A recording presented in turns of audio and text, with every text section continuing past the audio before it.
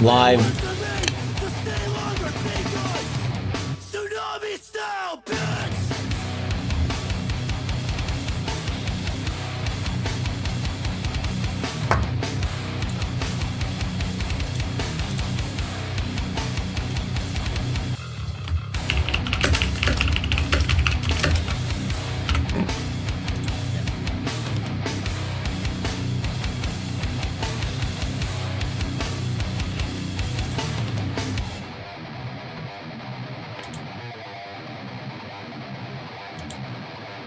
What up, chat?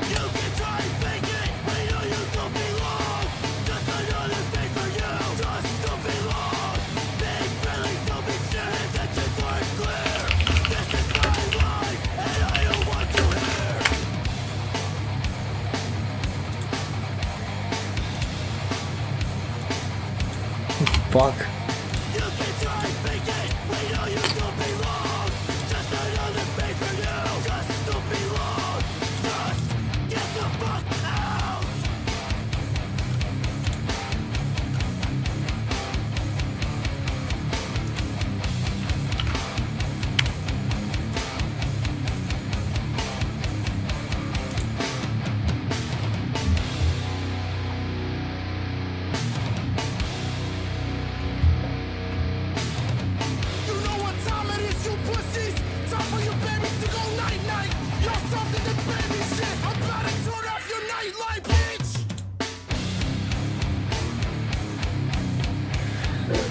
Yes. Hey everybody, can you hear me? I did some mic settings. Do I sound okay or too loud or too soft, low? Please let me know in the chat. Press 1 if I sound okay, if this is good. If I need to turn myself down a little bit, please let me know. Echo. Oh, says somebody. A sound test as well? Yeah, wait, let me see if they can hear you. Yeah, talk. Yo, chat. This is a sound test. This is a sound test. Does Ashley sound good? Do we kind of sound about the same? Please let me know. Ash is a little low. Okay, see, that's good to know. Let's pump Ashley up low. Ashley, talk. Talk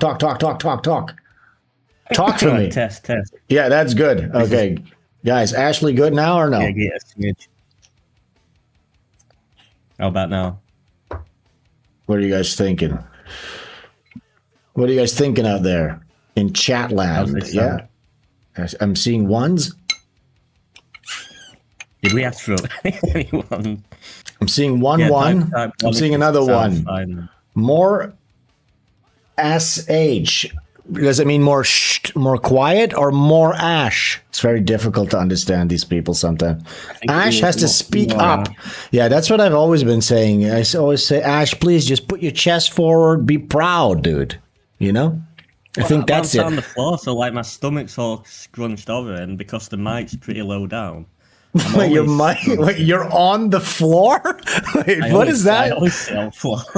Wait, what the fuck? I didn't know that. I thought you were sitting all proper behind a desk, but you're on the floor is what you're saying. In I've been pain. on the floor for years. He's been on the floor. God damn it. Okay, Ash is kind of low. Let's pump him up even more. Boom. Let's see this. This might be good. Ash. It's better. Yeah, Ash is in his tummy time position, wiggling his feet up and down, giggling. Yes, Ash's feet are in the air. He's twirling his hair. Bump up the Ash even more. Ash is slow still. I'm just going to go nuts with this Ash slider. Boom. Ash, give it to me. Ash, give it. Whoa, come on. That was too nuts. Everything turned red. Everything turned red. Okay, let's try it one more time. How about this? No. Guys, I think this is good. For a guy that's on the floor, crunching his toes up, crinkling his toes, I think that sounds pretty good. And I'm not on my stomach like a girl talking to a Now, come on, can we please let's not ruin the vibes now, because that's what everybody is imagining. Oh, wait, you're an Indian? You're sitting Indian style, like an Indian street vendor dipping his toes into a curry. That's also a pretty good visual, let's be honest. Yeah, man. It's That's good how for I've been now, every or it's good stream now. for years. All right, look at this. We're really good. They can hear it. What do you think we should just go? Should we just go live, Ashley? Fuck this whole thing. No, because I'm pissed yet. But yeah, Oh, fudge. Okay, go pig. Tinkle. Guys, we'll be live once Ashley gets back from his tink.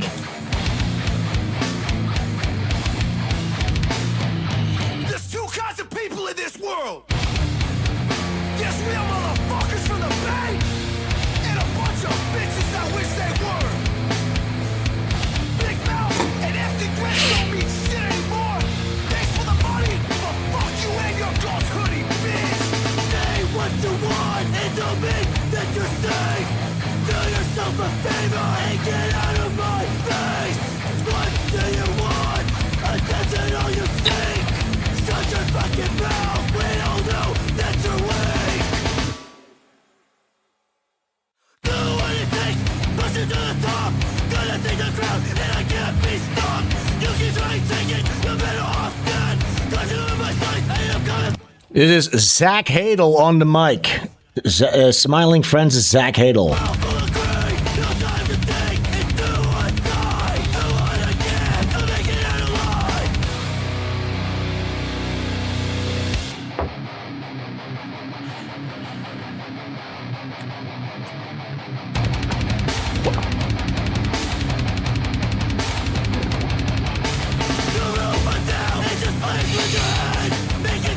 Yeah,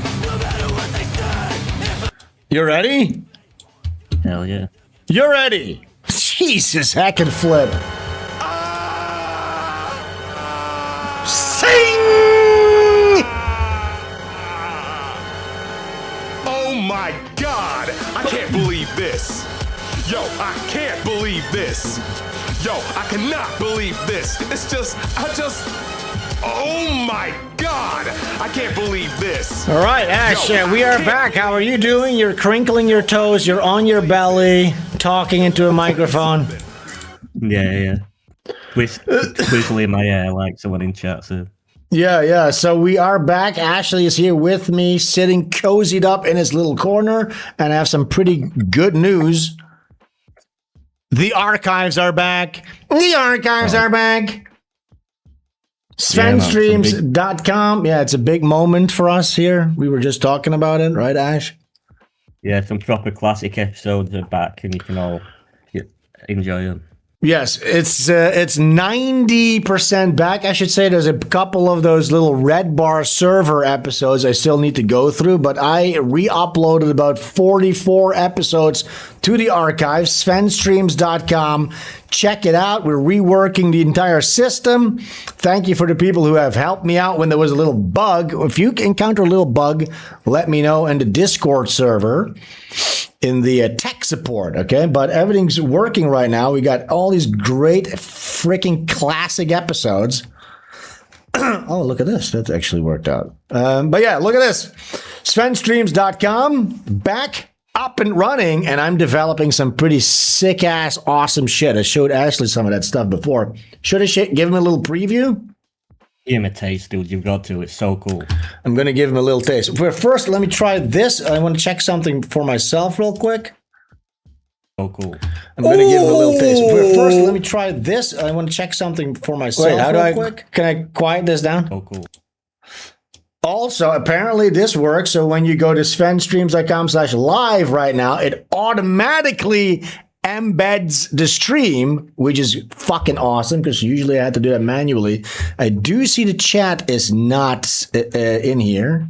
I'll have to figure that out somehow. There's always another problem, but at least this is working. It automatically embeds the fucking stream on the live page on SvenStreams.com/live. That is great. Now, we are doing something pretty sick with this live page. I can't even say it, actually. It's too cool. It is cool. I'm going to tell him. So what we're going to be doing is we're developing a video game. Look, and here's a quick little preview of that. If you see this right here, so this is going to be overlaid on this very stream. Now, if you have an account on SvenStreams.com and you watch the show on SvenStreams.com/live logged in, what's going to happen at some point, hopefully next week, is your little guy that represents you is going to spawn in while you're watching live. And these little guys, they'll be walking. Now they're in the background, but they'll be in the foreground, walking across the screen back and forth. You see that? So that will have your username on top of your little guy. And they'll be walking around. And what they'll be doing is they'll be throwing nades. Look, they'll be throwing nades. You see that? There you go. So Yeah, these guys, so your guys are gonna be auto throwing nades. Look at this. You see that? Now, so people understand how this works, right? So you need to have your account on SvenStreams.com. Let me spawn a couple more guys. So everybody's going to be walking around here. Also, they're color coded because when you have an account on SvenStreams.com, you connect it to the Discord server. And when you're on the Discord server, you earn XP by participating, by talking. Now, you can earn XP in several different ways. For instance, you could go to SvenStreams.com here and you can share one of your favorite episodes. When you click share here, you get a little bit of XP. You're earning XP points.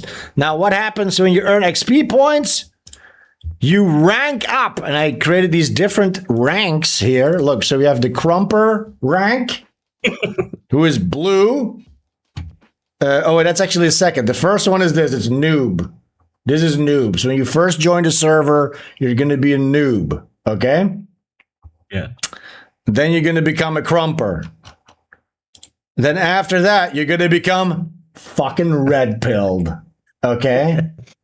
And then after that, you'll become... Where is it? Oh. Based! Based! All right? So these ranks represent the little colors of the characters. Now, of course, it's all work in progress. But look, if you win this battle royale, and by the way, the game's going to be called Nade Royale. One second. How do I throw nades here? So they're throwing nades, and then the last man standing, he's going to, by the way, every time you kill somebody, you're going to get a big chunk of XP. But you can also send super chat style attacks, like for instance, this one. Trigger double nades. Now you throw multi-nades. Okay, this will increase your chances of winning. Now you can also do this one. Triggered airstrike. Yo, that fucks everybody up. Look at this. Triggered It's airstrike. genius, like, honestly, it's so genius. Isn't this awesome? Everybody's going to be copying this after I roll this out. Every streamer is going to have this, but okay. Triggered I know, it's a ultra shame you can't like copyright it or something, because it is literally just gonna. If it could be it could be like downloaded by everyone if you like. I can monetize sell it. it. Should I sell it for Yeah, other why not? streamers? Like worm, it's like worms, but you're not really blowing up the stage because we want to keep it at the lower half of the screen, so it's not going to be too distracting. Now it'll only make noise when you send like the super chat attacks like this. By the way, this is the most epic one Triggered nade nuke. that kills everybody basically, insta win. But that's going to cost you a lot of money to be able to do that. You know what I'm saying? Because that's free XP. Yeah, man. And it should be a bigger. Can you make it a bigger sound for the nade nuke, like more epic? Yeah, sound? that's a thing that actually you and me are going to be talking about Indians, and all of a sudden there's going to be explosions going on. I mean, I guess that's part of the charm. You know what I'm saying? Yeah, But- we have super chats anyway, don't we? We're talking and it goes. Yeah. So, then by the we way, go super chats. regular super chat is not going to go away. We're still going to have SvenStreams.com/tip super chats TTS, which I'm also going to recontextualize. I don't have ever talked about that specifically. It's going to involve our favorite voluptuous vixen, Justina. You know what I'm saying? But that's so good. beautiful. She's so hot. But look, the philosophy is this. I believe in the medium is the message. So look, Ashley is here. He's here in his avatar form. So it only makes sense that the chat also has an avatar-like representation on the stream. I believe in chat participation. That's what's unique about the medium of live streaming, you know? Yeah, man. And you're gonna have like a leaderboard, aren't you? All the highest ranked guys. Yes. So what I'm thinking is, of course, we're going to show the leaderboard at the end of the stream. You're going to see who was the highest ranked guy. But maybe even, I need to think about the game design wise, because you don't want to have too much shit on the screen constantly. I know, that's what I was saying. It's going to be like more entertaining than anything we have to say. It's just going to be the entire stream is going to be this. Also, you see how it says, now it says Sven triggered and then the attack name. I'm going to have it TTS also say your name. So it's going to be like, your friend Liz triggered airstrike. You know what I'm saying? How fucking sick would that be? And so, yeah, then when you rank up, your color changes here. And then, of course, that also gets represented in your in the Discord server, too. But yeah, go ahead. Yeah, the nuke should be like a proper huge event. Because it's going to be rare, innit? So it should be like a proper loud, crazy sound. Yeah, it should last like 5 to 10 minutes. Triggered nade nuke. Like a full cutscene plays. It kind of puts the fallout. You know what I'm saying? Massive one of them things. What are them things where it turns a mushroom cloud? Yeah, mushroom cloud. You see the whole aftermath. You know what I'm saying? Like people going into the shelter. Yeah. Look at this guy. Look, it's stress testing. Look, it's working. He's being pushed back. Yeah, man. And do it. Oh yeah, you're also gonna make it so that your own weapons don't hurt your own guy, aren't you? Yeah, that's another thing. So there's a lot of tinkering to be done. I hope maybe I'll get this done by next stream, but I'm not sure yet. We'll see. Maybe the one after that. But it's pretty much, you know, we're really it's advanced to the point where it's basically working properly. Look at that. Look at those damage numbers. How satisfying it is. In order to play, you've got to sign on Sven's website, and then it'll be like your username above your guy. Yes, so you got to go to SvenStreams.com, subscribe, and of course, if you're a paid member, you get the SS rank. I need to make badges for that too, which gets you Discord, Sven Cell Lounge, VIP access, where I've been posting my vacation videos. I posted a vacation video in the VIP section of a guy raping a little boy on the beach. So you're missing out on that kind of stuff if you're not a subscriber. And of course, you unlock all the previous epic freaking hacking streams and stuff like that. Yeah. I'm also doing new bumpers, new intros. And I think the new season, once all of it is done, the game is done, the new website is done, and all the graphics are done, we're going to go into season 8. But the A is an 8. Season the 8. What do you think? But isn't that exactly what Red Bar did? He called it season 18. No, he didn't. He did. He did. He? Well, that's 18. This is season 8. Season 8. Okay, completely different. That's different. We're not like Red Bar. Well, actually, we kind of are, because today we have a bit called Sven's New Music Show at the end, where I'm like a cool trailblazing kind of cool guy that's in the know, you know, and I'm kind of like, yeah, man. As you age, you want to make sure everyone knows that you're still young at heart. Yeah. And I kind of, you know, like I lay claim to some of this music by presenting it to you, like a little magpie, where I pretend to, like, I'm kind of like a cool, like cultural in the know type of guy. You know what I'm saying? Yeah. I'm gonna tell you all about like what's cool, what's hot, and what's not, basically, as a 40-something-year-old guy. You know, but that's Sven's New Music. There's a little twist, I'll say that. There's not much hip hop. Yeah, man. You'll see. That's at the end of this show. We have a bunch of show notes. We can go several different ways, different routes with today's show, but let's see what we got here, okay? Oh yeah, we have got a time limit though, guys. How many people are watching the England game later on? Oh yeah, Ashley needs to get out of here in about 3 hours because he needs to watch the NIG ball. Now he did tell me there's not a lot of NIGs in his ball in the UK team. There is some. I'm not saying there's none. I'm saying there's not as much as like France or the Netherlands apparently. Yeah, when I saw we talked about the Dutch in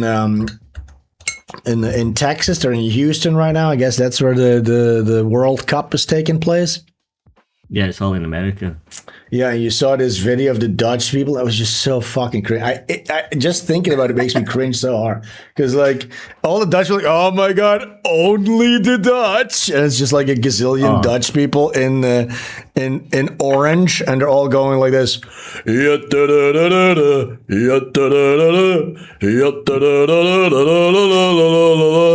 Like a bunch of complete retards, and then they're holding up cutout signs of the heads of the players, and it's all blacks. So you just see a billion white people, Dutch people, holding up giant signs of Africans, going la la la la la la la la la, and it's just the most embarrassing display ever. Yeah, that's bad. That is bad. I would tell Sven, I don't support the black people on the England team. If they score a goal, it don't really count for me. You turn around, you turn your back to the screen when the black guy scores, and you nod. You shake your head like about 4 men down at the start of the game. But yeah, so guys, Ashley has to go in about 3 hours, but I think we got enough time. We'll get through our notes. So we had a new American man here. Have you seen this one? It's a continuation. Oh, I love it. I love it already. It's a continuation of the Yeet Yeet Roadrunner cartoons that we're doing. So you see a Wile E. Coyote sees an electricity pole, and he thinks, you know what? I'm going to paint that like a little sugary treat, like a sugar cane, and it's going to catch Yeet Runner. And when he licks it, he gets electrocuted. But then before he can even grab his red and white paint, he hears bzzz, and he already did it himself without, That's what Indians do. Because they just love to die for no reason. They just die for no reason. That's kind of the concept behind Yeet Runner is that Wile E. Coyote comes up with elaborate schemes to kill Yeet Runner, but he does it himself. Because Indian people they live Looney Tunes-esque existence. Yeah, man. Yeah, so we've done the train one. Yeah. I was going to say, before you get off the subject of football and people in America, one of the most cringe things that's happening from this whole event is people feel the need to impress Americans when they go over there and show what they're all about. My entire timeline for when Scotland was still in the World Cup was just them going, America loves us. Oh, they fucking love it. They think we're so good. Oh, we took over Boston and they love us in Boston. Oh, it made me feel sick to my stomach. But it goes the other way around, dude. It also goes the other way around. We showed some of these videos. I guess it was with the JT episode last week or the one before, where like Americans, like they're holding like this meek Japanese guy hostage. Like, you got to try the barbecue, bro. Hey, God, bro, this is first time eating Texas barbecue. And you see this Japanese guy, and he takes like a bite like this. And you feel the guy has like 17 phones pointed at him. So he's like being like performative. The Japanese guy goes like this when he takes the bite. He goes, when he bites into the pork, into the rib, and then he goes, oh, that's amazing, that really good. Ain't that the best thing you ever ate, Japanese man? Please validate me. Please tell me that's really good. Come on, Japanese guy, tell me how good that is. Oh, very good, sir. Very good. Thank you so much. Dozo yoroshiku. Arigato. He loves me. He loves us, guys. Look at that. He said that really is. It goes both ways. Yeah. Well, and then the Dutch, the way they go is like, oh, look at us. Only the Dutch. Fucking cunts. Dickhead. Yeah, only got it right. RT says, yeah, my fellow Scots were saying, we drank Boston dry. Yeah, they did. The Americans didn't know what was going on. Nobody drinks like the Scottish. They always say that.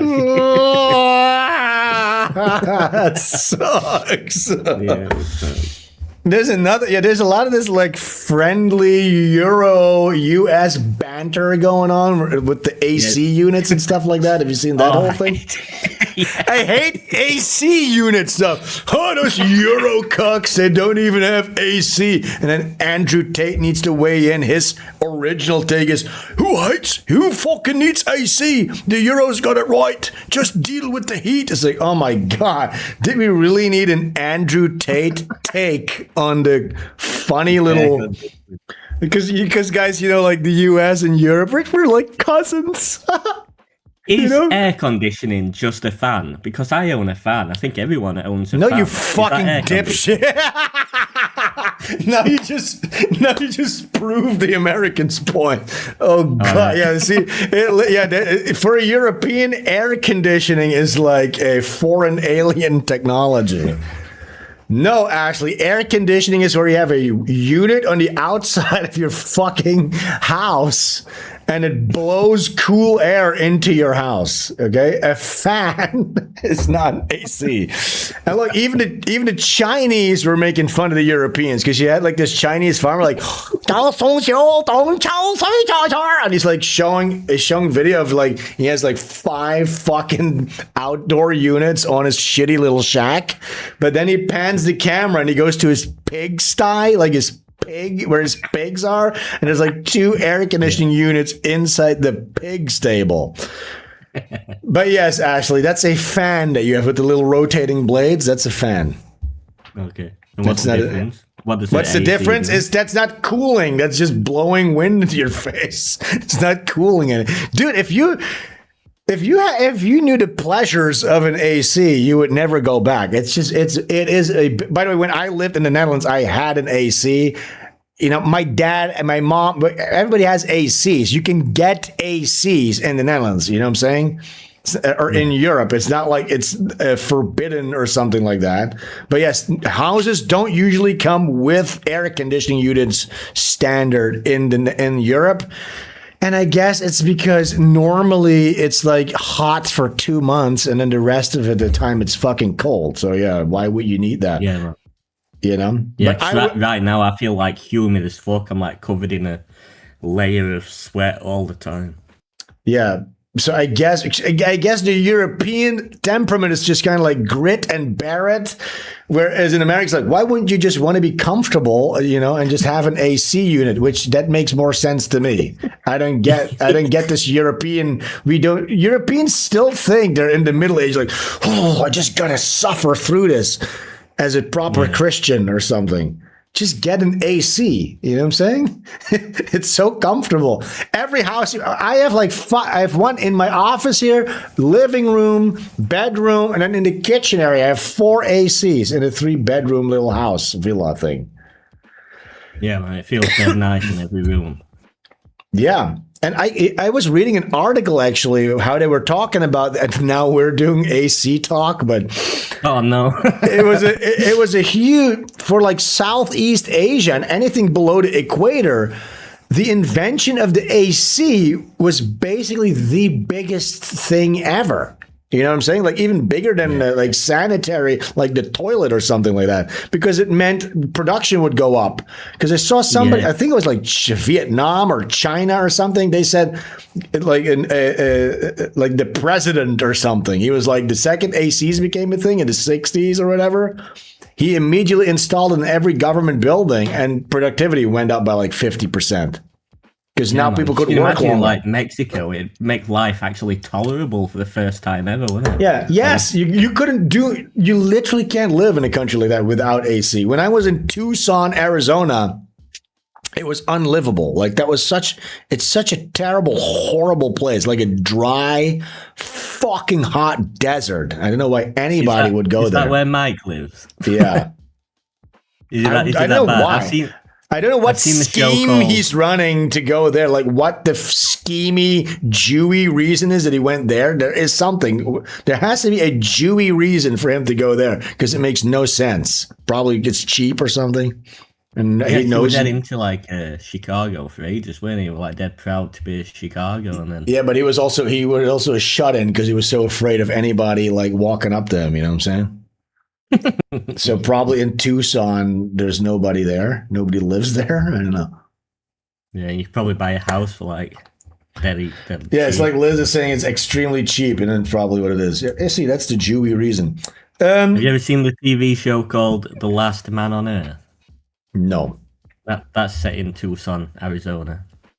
Oh, is it? That looks like there's some nice houses in that. But Is it? I thought it was like it's not a dreary, depressing show because Tucson, I think, is like known for like crazy people. Well, it is because he's the last man on Earth, but because he's the last man on Earth, he can move into the biggest, poshest house possible down there because everyone's dead. I see. Should we do what we watched? I watched Obsession. Yeah. Oh, that movie! I haven't seen that yet. Is it any good? Everybody's talking about the Backrooms and Obsession. I thought Backrooms was pretty fun. It was okay. Obsession, I expected it to be this big, like artsy fartsy A24 style movie that everybody's talking about. I'll say the acting is really good. That main girl that's in it is really good. I got jump scared a couple of times. There's some genuinely creepy scenes and stuff in it. But here's the thing. The problem that I have with this movie is, I heard Sven loved it, says Mike Gangs. The problem I have with this movie, I need to show some footage so that you get a vibe, and then you tell me if you would have expected, because I'm just going to spoil the movie, by the way. Also, the guys at Red Letter Media, they did a review about this. These fucking pussies. And Mike was like, well, yes, Jay, I actually didn't really get to see the movie because I had to exit the theater. And then Jay's like, why is that, Mike? Why is that? Why did you have to exit the theater, Mike? He's like, well, Jay, I had to exit the theater because there were a bunch of annoying teens screaming in the back. A bunch of teenagers being very annoying. It's like, you fucking pussy. Just say that they're black, first of all. Stop calling them weirdos. They're always blaming socioeconomics and the theater system and weirdos. Yes, there were a bunch of fucking chimps screaming, hooting and hollering in the back, ruining your theater experience. Fucking faggot. But anyway, so this is the trailer. Just some visuals for you here. So here's the premise is this guy's in love with this girl. This guy's in love with this girl, but he's too meek and nervous and pathetic to actually admit it to her. So then one day he's on the phone with the girl. She lost her pendant or something like that. And he's like in this little novelty crystal fucking bohemian novelty store, okay, because he wants to surprise her by buying a new like rose, what is that, rose, whatever, just like a crystal necklace. And then he spots a little novelty fun gag item called a wishing willow branch or whatever, okay. And when you break the wishing willow branch, you get to do a wish. He buys that as a gag. And then when he's in his car, he goes, I wish she loves me more than anything in the world. And he breaks it. And then she starts to become obsessed and basically BPD crazy bitch. It reminded me a lot about my ex, by the way, this movie. I was thinking about her a lot during this film. But so I'm like, okay, surely this is like, okay, it's like a cute little framing device. So the inciting in this incident is he breaks this novelty gag store item. The girl happens to start getting fucking crazy and obsessed with him, doing all kinds of crazy shit. BPD. I'm like, okay, the subtext is about BPD. It's about relationships. It's about abusive relationships and stuff like that. And surely it's ambiguous whether or not that wish actually came true. But no, then in the last act, he tries to get another one of these wishing willows. Yeah. He tries to break it, but he can't because he wants to undo his wish. So then he goes to his friend, his guy friend. He goes, look, this happened. Crazy stuff is happening to me. Please, you got to undo my wish. And this guy's like, yeah, right. That sounds crazy. And then he breaks things. I wish for $1 million. And then literally wads of cash start raining out of the sky. And I was like, what? That's not a good ending. It's not even the ending, but I'm just like, oh wait, what? So this gag item from the novelty store actually works? Like it was actually a wish? It was really a wish that really actually came true. It takes all the ambiguity out of it. It takes everything. It strips everything out of this movie because now it's no longer about BPD. No, now she's literally cursed. It's a magic story. Yeah, it's a magic item. It's literally a Lizzie. It's a Lizzie McGuire 17 again monkey's paw movie. Literally, there's no subtext. The entire premise of this film sounds so cliche to me, like the love potion that makes a woman fall in love with you. It backfires. That's been done in Buffy. It's been done in Rick and Morty. I'm sure it's been done in a million things. It's called the monkey's paw. Yeah, what is the most cliched monkey's paw? Oh, I want the girl that I'm in love with to fall in love with me, and then that goes wrong. Yes, Rick and Morty. Every single fucking Disney Channel movie has done this. And there's no ambiguity, there's no subtext or like a weird layer where you could interpret it. No, the movie literally is about a guy making a wish.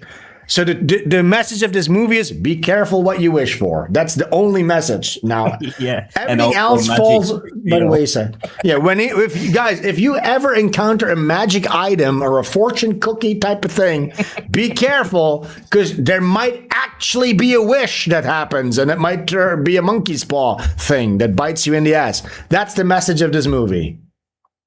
Yeah, man, no subtext. So stupid. It's so dumb. It's the dumbest fucking shit. But then, like, the content there's like genuinely creepy stuff. The acting's really good. Some pretty sick shit. All they had to do is not make this stupid fucking wishing willow literally real. They should have just kept it like, oh, did that actually happen? Yes or no? Is she actually just a BPD crazy bitch? But no, it's like a curse. It's like a real curse item thing. Like fucking the Gremlins Mogwai magic item. Fucking stupid as fuck. It really sucks, Dick. Fuck Obsession. It sucks. Backrooms was a lot better, I think. You know what? The thing about Backrooms has always passed me by because I've never, like, everyone's like, oh, I find it so creepy, these Backrooms. Well, I don't. I find it ugly. It's cozy. It looks like a horrible room. It's kind of cozy. It's not creepy. Yeah, not even cozy to me, just crap. Just like a horrible crap room. I don't get it, I've never got it. Horrible crap. Well, look, in the back rooms, what this guy did, he made like a bunch of lore about it. So it's like this cryptid, what is that called? Where it's like that government facility that has these cryptids. What's that called again? That creepy pasta thing? Somebody in the chat knows what I'm talking about, you know? It's basically combined with that. The Floyd rooms, but yeah, it's also like you can SCP containment facility kind of thing. That's kind of like the back lore. He doesn't completely explain it, and then there's some Silent Hill 2 because you can tell these guys, they all modern day guys, me included. We all love the Silent Hill 2 Jungian horror type stuff. So yes, what happens is this guy's unfulfilled dreams become manifest in the back rooms, start haunting him. That kind of shit's going on, you know what I'm saying? Like that kind of shit too. Yeah, I love it too. Like, but that's what happened. So it was good. Backrooms was good. So this guy, he's stuck in a dead end job. He's doing like he owns a furniture store, and he has to record like commercials as a pirate. Like, yar, come slash these deals in half. But then in the backrooms, like this grotesque flesh Muppet pirate version of himself is like haunting him. What the frick? My alarm's going on. It's good. I like the back rooms. Yeah, man. That sounds more interesting than what I thought it would be. I thought it was more like isn't it scary in these rooms? Can we get out? No, sort of thing. No, it's pretty good. I would recommend that one. Also, this, I should say, huge America Man announcement coming this month, hopefully. Really big, really huge. So please go to American Man. By the way, if you have been subscribed to AmericanMan.com, you already know what this is about because I've been doing some little private vlogs, video logs for the AmericanMan.com content section. So if you have been supporting AmericanMan.com, you already know. But this is coming up, and it's fucking crazy. I'll just say that. We'll leave this at that. And then we should get into some of our topics today. I saw this, Ashley. There this is about the AI question. Again, we've moved into the next phase of the AI discussion. So there was a guy, he made a movie called Dance Macabre. Dance Macabre. And what he did is an artist, genuine artist. He made a bunch of oil paintings. Basically, imagine doing a storyboard for your movie, but in oil paintings.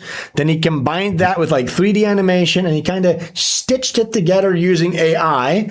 And then it got booed at the Cannes Film Festival by the anti-AI communists.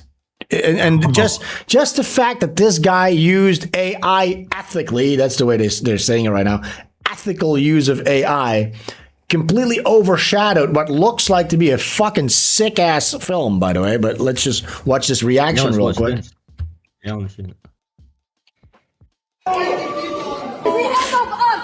This is the end of art. You should be ashamed. French. French. Yeah, it's Cannes, the Cannes Film Festival.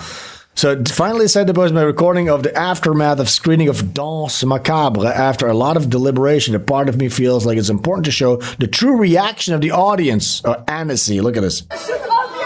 Annecy, the biggest worldwide animation festival. They're showing all these screenings, and then they show Dance Macabre. Around 100 people walked out. I'll show you a proper trailer for this film because it looks fucking sick, actually. But before the film even began. So what did they use AI to do?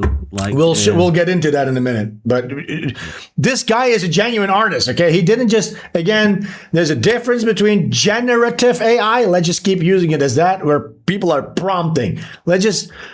As a baseline, somebody's just prompting a cute anime girl at the beach, and then it prints out a cute anime girl at the beach based on somebody else's art style, and then you animate that.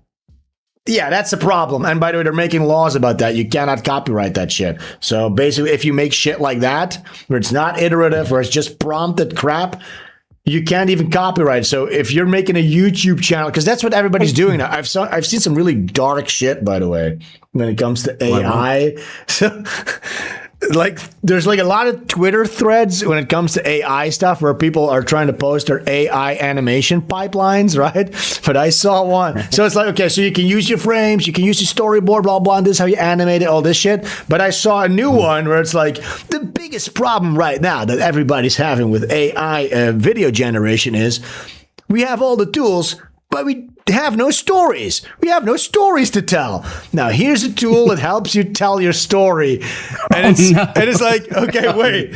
It's like, wait. What? So you're saying like, hey, now we can make a bunch of stuff, but we have no point of view and nothing to say. Hey, guess what? Here's a new tool that tells you what to say. And it's just like, oh my God, no. At what point are you even doing anything at all? Or is it what's the point? I'm thinking like, okay, what's the point? Oh, the point is to make fucking money as quickly as possible right now while this bubble is hot, and just to churn out a bunch of crap. I don't know if I've saved this thread. Fuck, because it's so cool, dude. What he does, he comes up with this story about like he literally comes up with a Jazza story, proving that Jazza is really is AI-esque. Fuck, did I save this? Because it was so good though. Well, really bad. Fuck, let me see if I have that. Oh, shit. No, I don't. Fuck. No, I don't have it. Wait. Which AI programs do you use the most now? For video models, C-Dance, but it's getting really expensive though. Guys, send me some super chats. I need to buy C-Dance. I need to re-up my C-Dance credits. Otherwise, I can't make cool stuff anymore. Grok's not even free anymore. Grok Imagine's not free. Grok kind of mid though. AI story. Free, though, it was good. Yes, guys, send a TTS, SvenStreams.com/tip. Oh, here it is. I think this is the guy. Wait. Professor Magnus. Wait. I need to have this. Oh, yeah, here, this is his thread. Having no story to tell is the number one problem every AI creator faces.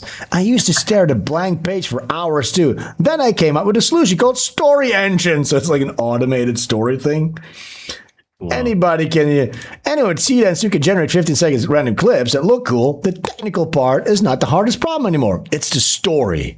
And after talking to 40 plus creators, so now you can automate your story. Look what he came up with. Start with the character design. Look at this wacky guy.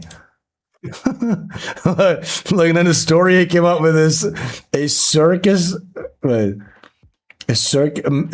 Professor Magnus Montreal. It makes me gag when I even read it.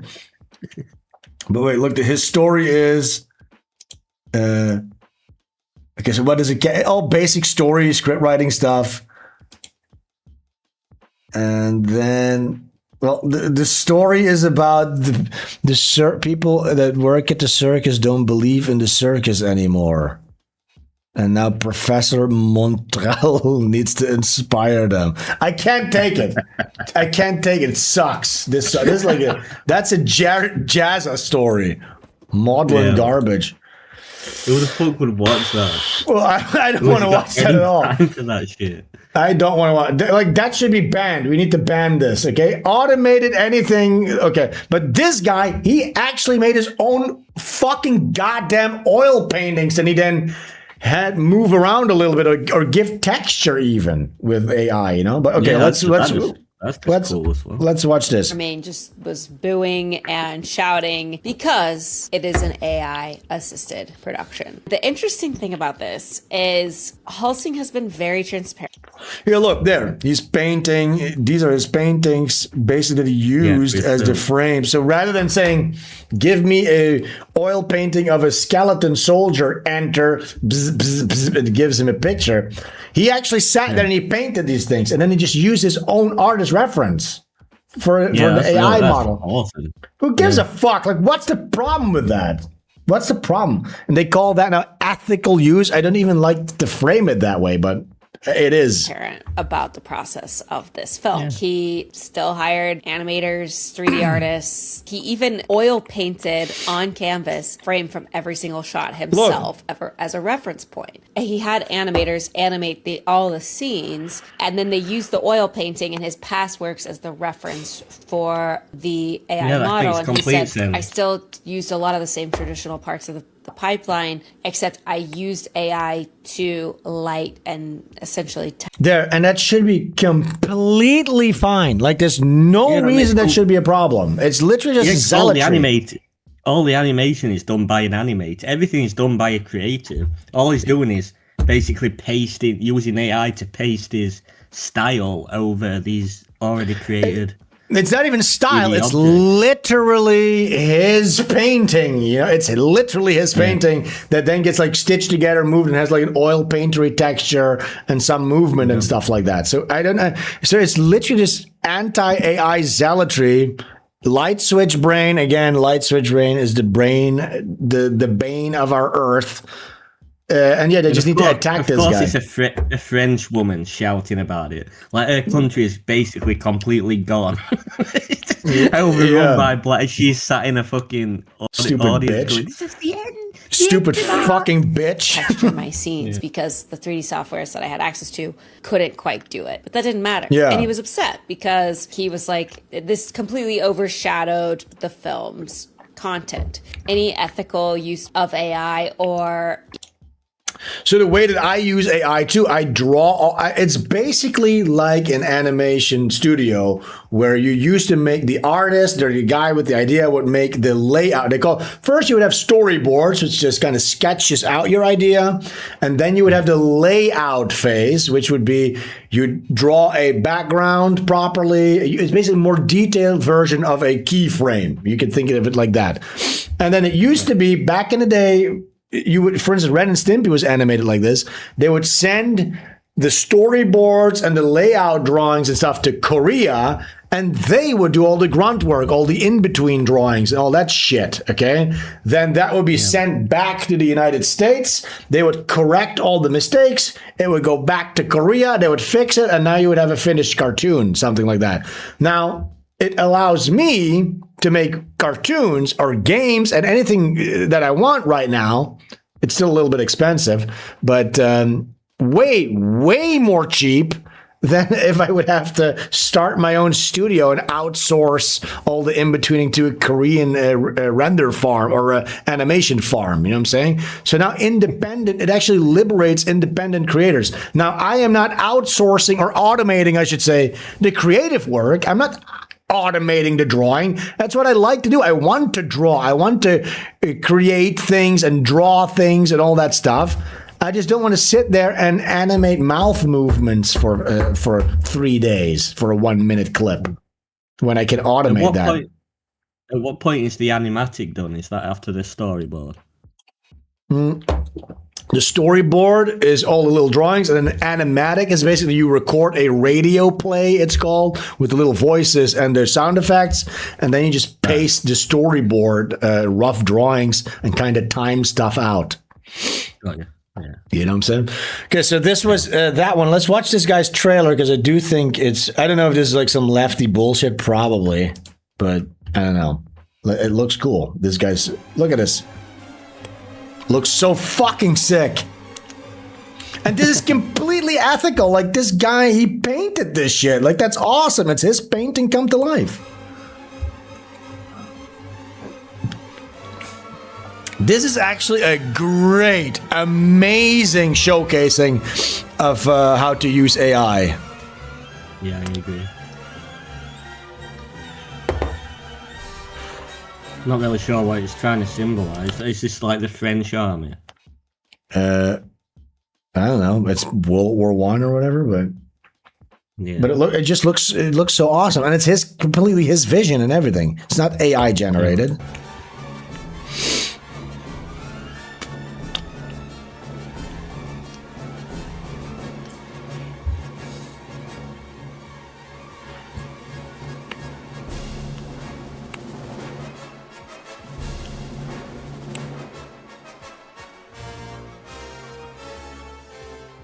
Cool. Oh, it's a Dutch guy, I think. NL Film Funds, Valk Productions, from Belgium, probably. Yeah, I mean, it looks cool, and there's no problem with this. But let's see what else we got. Okay, I got some other cool examples of great use and how the AI animation scene is developing. So you have a guy, an animator that worked on Trigun. If you know that, that's an anime, really cool. And this animator worked on Trigun. He's innovating the AI animation scene. Also, another guy, he doesn't use generative AI. Oh, man, flip and picker. Heck and flip. Let me see if we can find that. Oh, here it is. So look. What he does is he blocks out his scenes roughly with pre-visuals, they call that. I think this is Blender or something. Why is everything loading so... And then he loads in his layout drawing, so the drawings done by him, and he animates a rough scene with 3D models, and then he has reference points of his own drawings and his own art style, and then the AI takes the video reference, the rough 3D cuts as reference, and does the animation for him in his style, okay? Now look at this. Look how cool this looks. This is going to be the future of animation. It doesn't matter how much these people are crying. This is the future, okay? And I don't mind them. They should really entrench themselves as anti-AIs because it gets rid of the competition, honestly. Look at this. Yeah.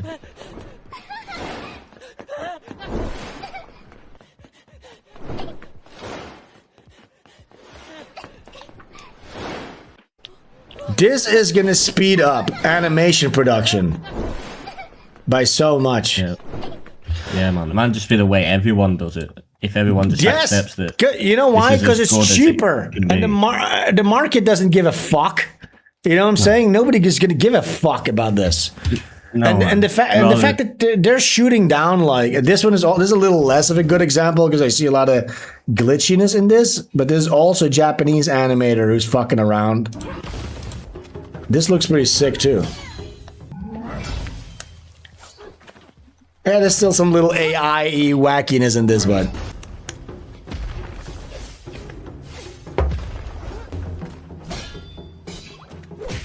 Yeah, the other one was better, where you could see like the 3D model. Yeah. And how it had been. You see, for instance, here the club changes perspective. Look, you see this?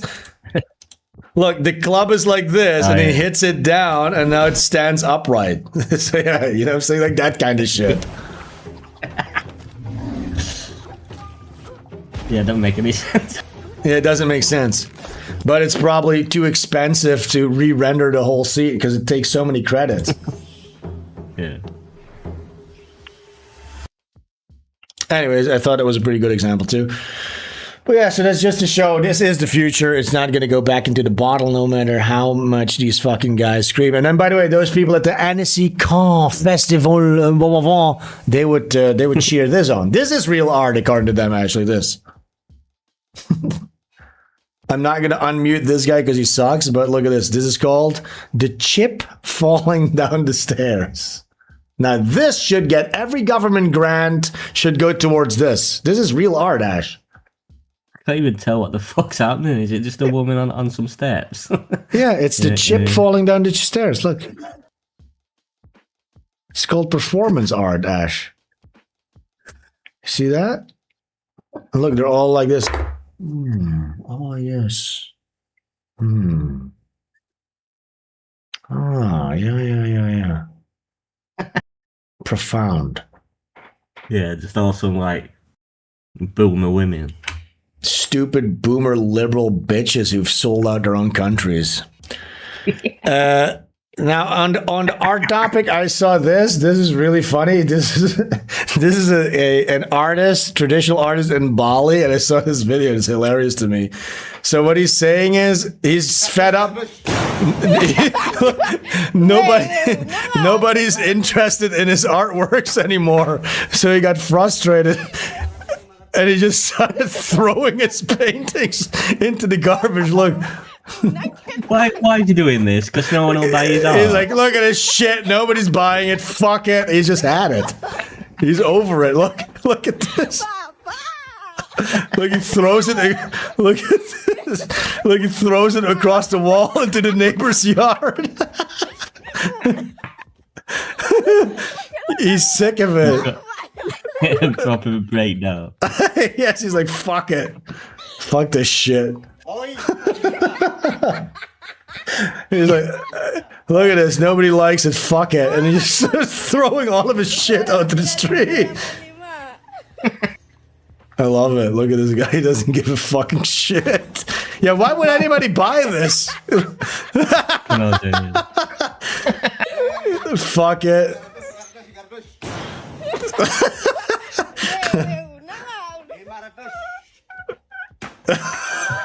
Oh my god. Those frames are worth a lot of money. You know what I'm saying? That's funny as fuck. Yeah, anyways, I love that guy. He has a lot of videos where he starts throwing his shit around. Okay. So now we're going into our next topic, which is India.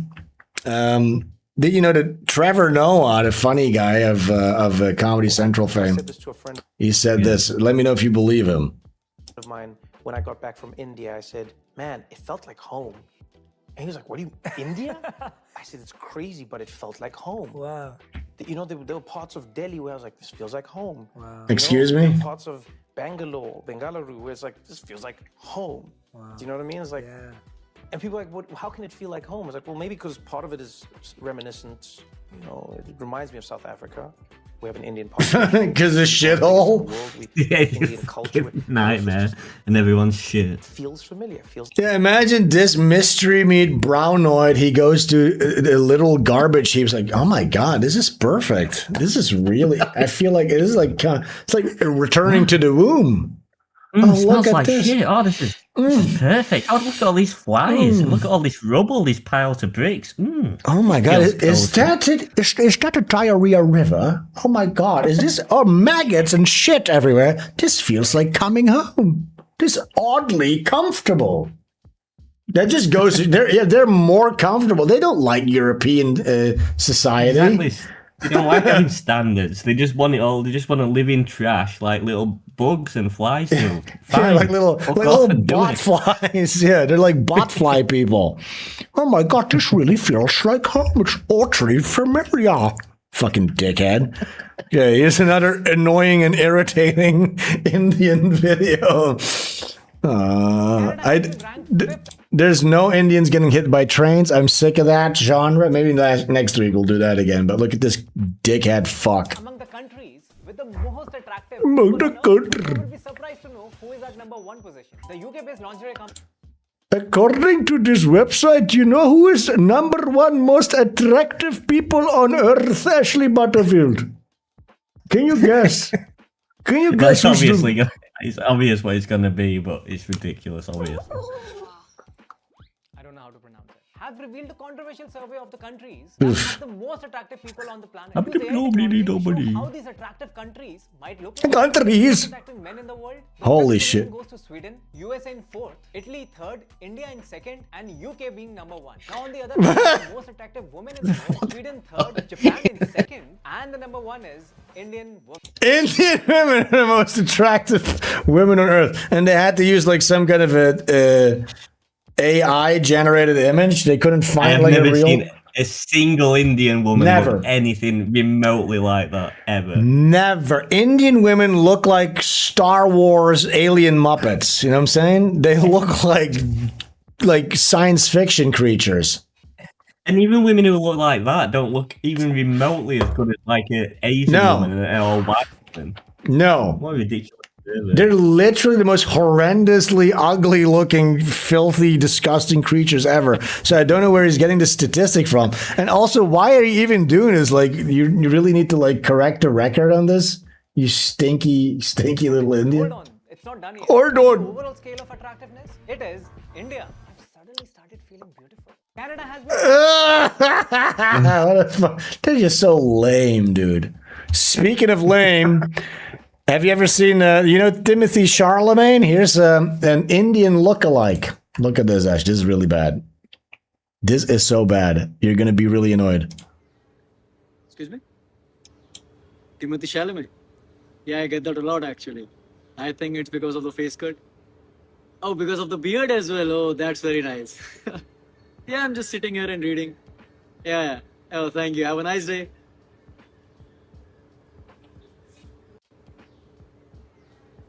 Excuse me? I assume he's joking. I assume the joke is obviously no. I look like a disgusting Indian mess. No. So there's no way they No. think I'm a famous actor. That's got to be the joke.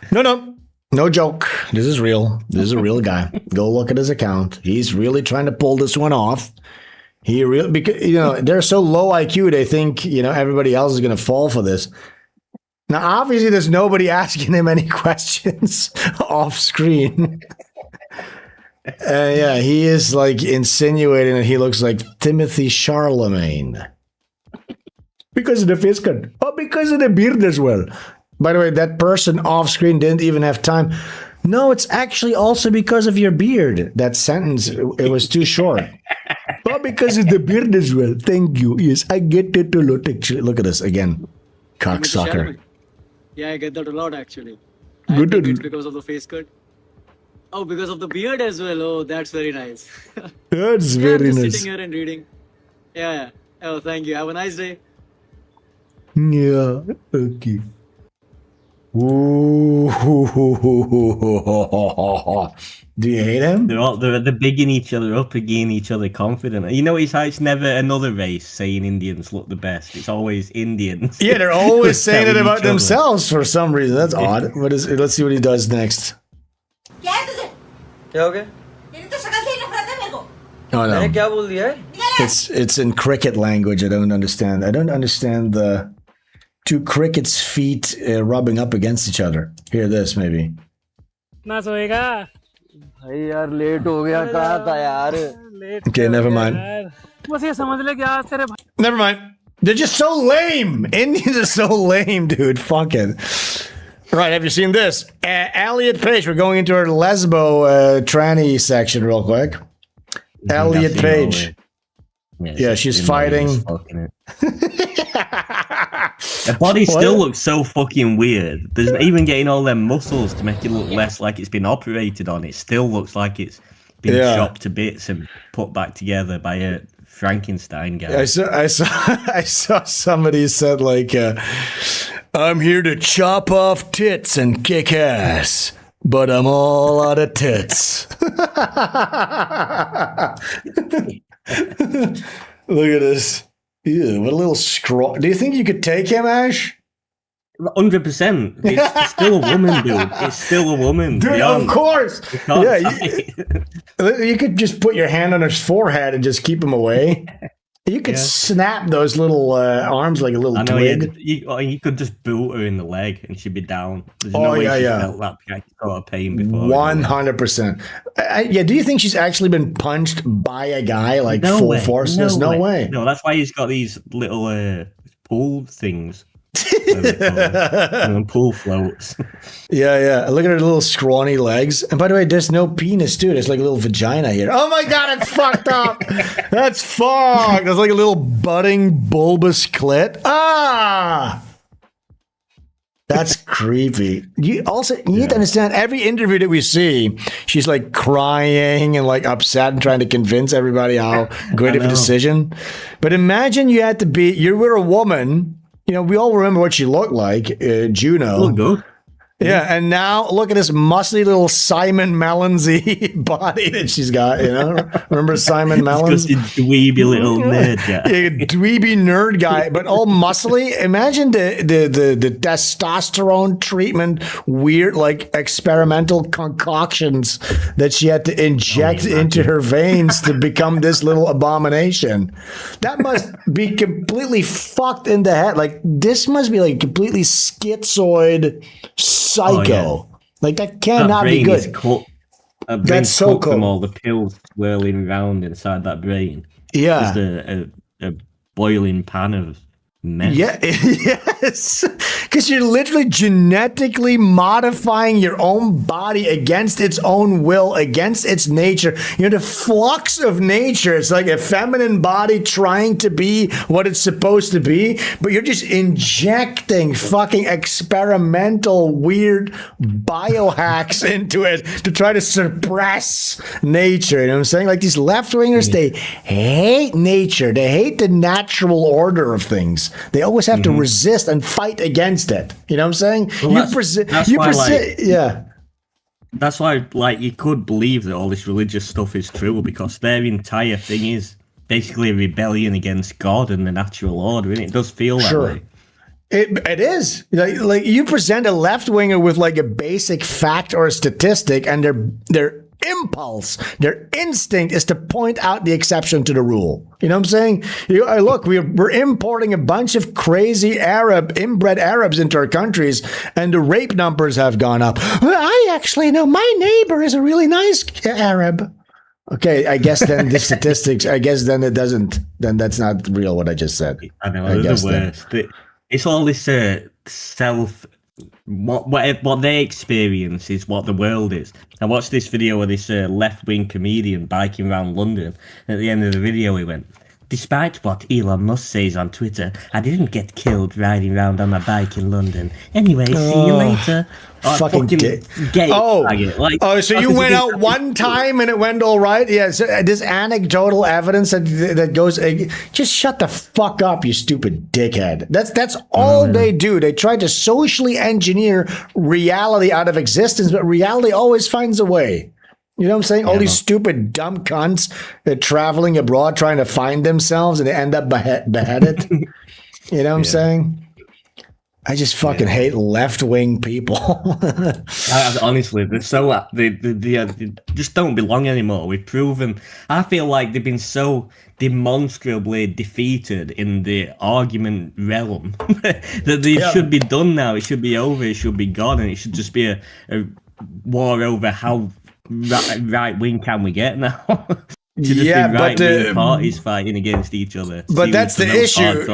But that is the issue, because the right wing thinks that it's about a debate and intellectual discourse, and that we're all working towards like a collective truth that we're trying to find. But that's not what the left is doing. The left is in a war They're trying to prove their anti-reality hypothesis with any means necessary. And if that means murdering everybody that doesn't agree with them, then they'll do it. You know what I'm saying? So the right wing needs to get their heads out of their ass and understand that this is not a debate that we're winning, that we're trying to win anymore. But by the way, that's not... That realization is, especially in Europe, dude, if you see the political discourse here, it's like 2016. Like, it's so pathetic. Like, I can't take it anymore. No, the right wing is always on the defense, always on the defense. So they're still falling for it. So, oh, you guys are Nazis. You guys are racist. No, actually, because we're saying this, and you can look at our party agenda. We're actually not racist. And it's like, you stupid fucking idiot. You're falling for it again, you dumb fuck. You're on the defense again, you stupid cunts.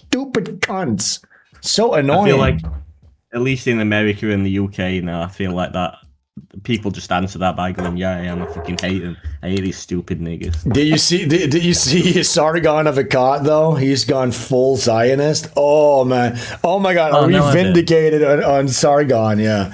He's like, I'm a civic nationalist. I believe when a black savage comes here and he adopts the Magna Carta and the culture, he's as English as anyone. Oh no, stupid Sargon, you sell out. Sargon, you stupid fat pig. That's why your area, when he showed us that video of his hometown, we were all boarded up and full of foreigners. That's what you get from your stupid arguments, Sargon. That's what it results in.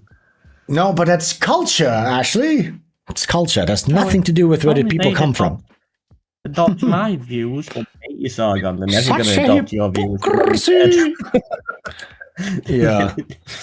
By the way, Ash, are you a mask that needs help seducing? Yeah, sure. Mask as in masculine. That's short. Oh, yeah, I'm totally a mask. You're a mask? Yeah, I'm a mask. Look at this stupid fucking bitch. Attention that a lot of masks out here need help with dancing, seducing, giving lap dances, being confident. Also, it's for masculine lesbians, I guess. Is that the point? Yes. But that's not masculine. That's a masculine guy in a musical. You know what I mean? That's a masculine guy in Grease lighting. Yeah, would you be? You feel threatened by this fucking? Well, watch this, Ash. It's about to get much worse. Well, I'm here to help. No.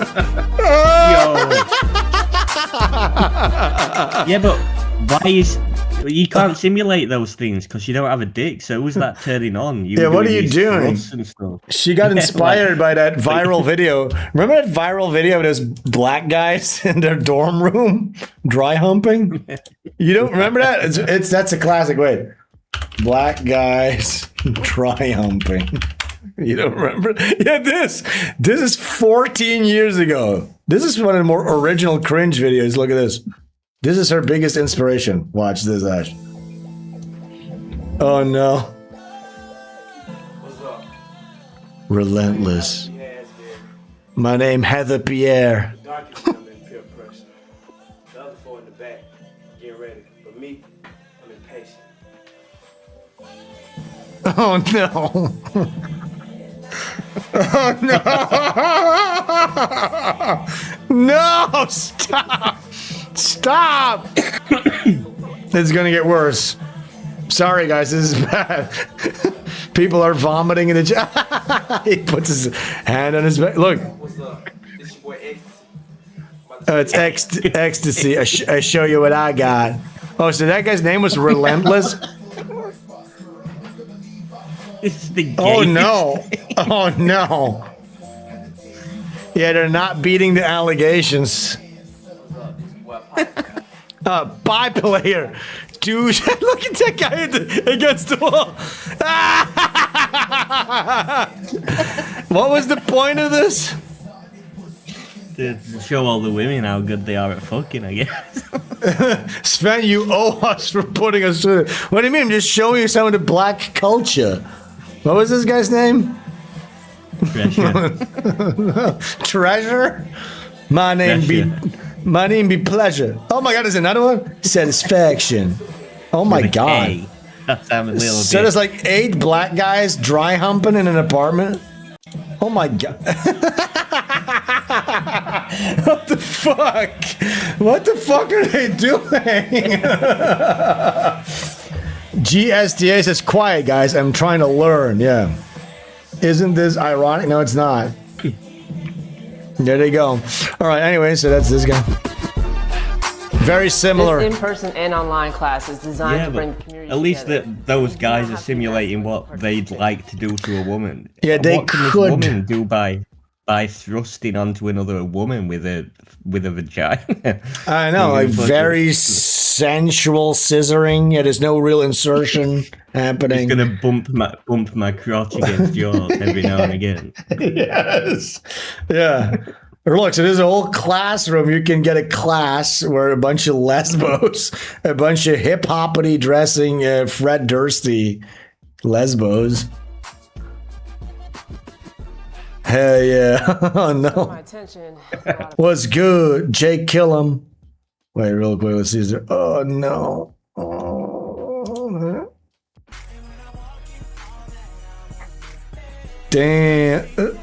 Wait, do they have like scars and stuff too? Are they trans now? Oh.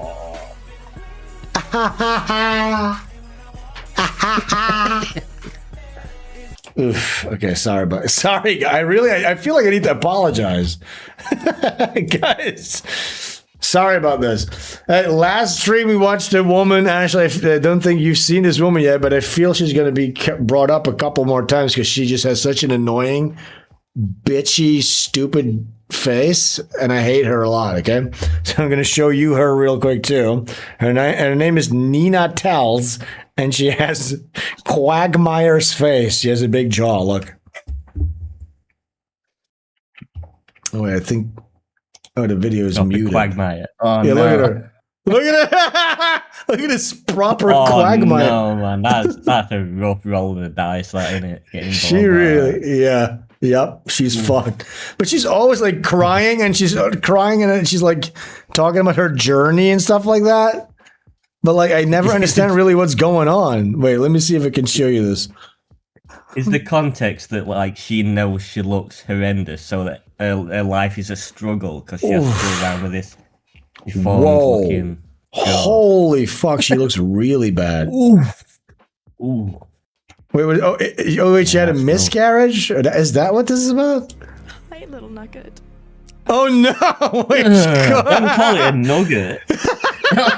That's disgusting. Nugget.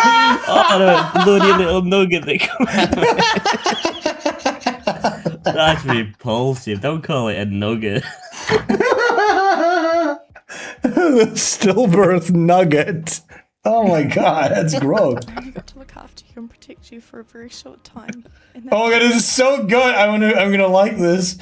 Oh my god, this is so good. Please. Oh my god, I love it. I only got to look after you for such a short time. With her stupid fucking Quagmire face. It changed my life. Got me thinking deeper and further than I had before. Oh my god, isn't this just so perfect, dude? She's like on her bed vlogging, doing a diary about her nugget, her aborted fucking stillbirth. Something that I didn't think I was ready for before you. Oh my god. Become your mum. I would have done anything to keep you safe. The moment you realize Oh my god, she's so ugly. I started loving you. Yeah, thinking about man. you. Imagine being the guy who was being her all a deformed dead baby. I think the guy also died. I think her husband died. Her children are dying. Everything's going wrong with this bitch. Because she looks like she's rotting. She's probably just passing on cancer to everything she touches. Yeah, she really like a slow looks. version. Yeah, she has like translucent skin. I can see her blue vein like right here. It's like a low resolution video too. Look, blue veins, like a lot of little dots and little things. You made me feel like She's balding. I was a little scared too, but only in the way that I wanted to. God, she's ugly. And give you the best of everything. Proper like Cronenberg. An amazing dad that I didn't doubt would teach you so much, like he still teaches me. Oh, this is so maudlin. finding out that we were losing you would be the most painful things I. Oh wait, she does still have a husband? If I could We need to learn everything about her. to still have you here with me, with us, and see the person you would have become. I miss you more than I can put into words. Oh my god. Wait, that comment, the top comment, cannot be true, can it? I've lost 3 little ones. Twins only after a month. So sad. I still keep them in my freezer! That can't be true, can it? Surely, that can't be a thing people do. Frozen little dead babies. Let's see if she does. Oh. Oh my god, look at her. She's a coal burner. She's a coal burner too. Oh my god, she's a coal burner. Oh fuck, burn the coal. All these horrifically looking women all getting together, commiserating over the dead babies. These have to all be Jews. You're commiserating over dead interracial babies, yeah. Greatest privilege to be your mum. I'm sorry that I couldn't do anything. TK, what the fuck is up with these chinoids? Chinoids. Fucking chinoid. Chinoid bitch. Yeah, me too. We're gonna go for a piss. I want to see a couple more of this stupid fucking bitch's videos. We'll be right back, taking a quick piss. 2 minutes. Do not go anywhere.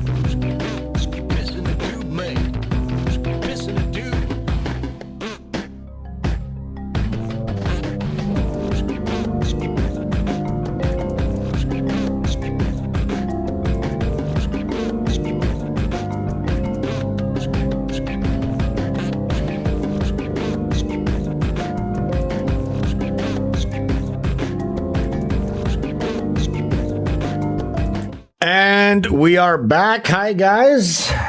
Are you still there? Please press 1 in the chat if you can, in fact, hear me. That would be nice to know. Everybody still there? I'm here. Hello? You're there? Boom, boom. Yep, I can hear you. I want to thank everybody for sending the super chats. The support's been really overwhelming today. Thank you so much. SvenStreams.com/tip. It's just been so great. Thank you so much. Fucking pieces of shit. Fucking cunts. I think I'm going to take another 2-3 weeks off, I think, after today. Okay, let's see what we got. Wait, this has only been... Oh, no. This started over, I think. Let's see. What is this? Dad got a 3D printer. No. We want to see something that's more dramatic. Yeah, something about life being wrong. Ooh, what death thought me about wasting time. I don't know. Let's see if we can see her crying somewhere. Yeah, I don't want anything positive. I don't want a positive spin, a jazz spin on the situation. Yes, yeah, terrible jazz, false positivity. Let's see. I need you to be crying, lady. Wait. Oh, she has a black eye. Wait, does she have a? She has a black husband. You're alone after just having a baby. This is so great. It was really lovely meeting you at the hospital, by the way. No, never mind. Let's see. What is it? What? What was happening in that one? She just pretending to have a black eye. I would have. Oh, here, look, she's crying. Thank God. Oh, that's an ugly cry. Reminder: this is what growth actually looks like. What you mean? The way your chin is growing in an abnormal way? I hope there's a growth on your brainstem that they find too late. Don't compare your real progress to a high. Hey! $10. Wow! Fine here. Thank you. Hey, thank you so much. Whoa! Hey, don't send too much. Wow! Thank you, Chris, for the super chingaringo. Let's see. I want to see at least one. Oi! What the fuck is it? Holy fuck! What the fuck? Oh, you know what that reminds me of? I've seen another disgusting pregnant belly recently. You have as well, haven't you? Yes, I've seen that one too. Let's see if we can find that real quick. I forgot about that one. Yeah, that's a disgusting. Yeah, guys, have you seen this? This is crazy. Michaela Peterson. She looks trans or look. That's man. What the fuck? What the fuck? All them operations is all gone wrong now, hasn't it? It's all completely different. Now it's kind of like, this is not looking too good. She looks like a fucking guy, like a Russian guy. And that pregnancy just looks. Oh horrendous. my God. This looks crazy, man. Oof. That's rough. Where's Dad? Is he back yet? Is that not? Oh, you mean Dad, yeah. Yeah, Dad. Not Dad. This Dad. Not that Dad, this Dad. You know? Not that Dad, this Dad. Okay, let's see. I want to see her real quick. The other side of I think he's dead, me. I think he might be dead, or basically dead, and then just basically milking his followers still. Well, you need to. Chinggis! Look, there you go. Wow. They fly now. They fly now. They fly now. Yeah, they fly now. Remember that one? Do you know what that's about, Ashley? No. I'll show you. This is so shit. It's one of the worst scenes.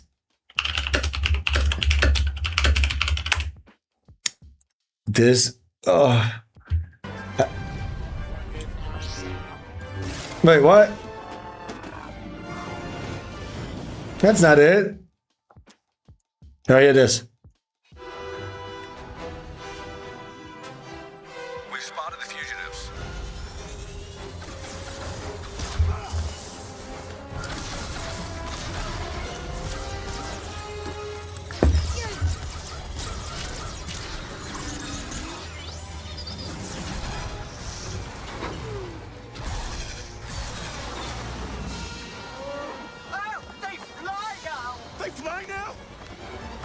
They fly now. They fly now. They fly now. They fly now.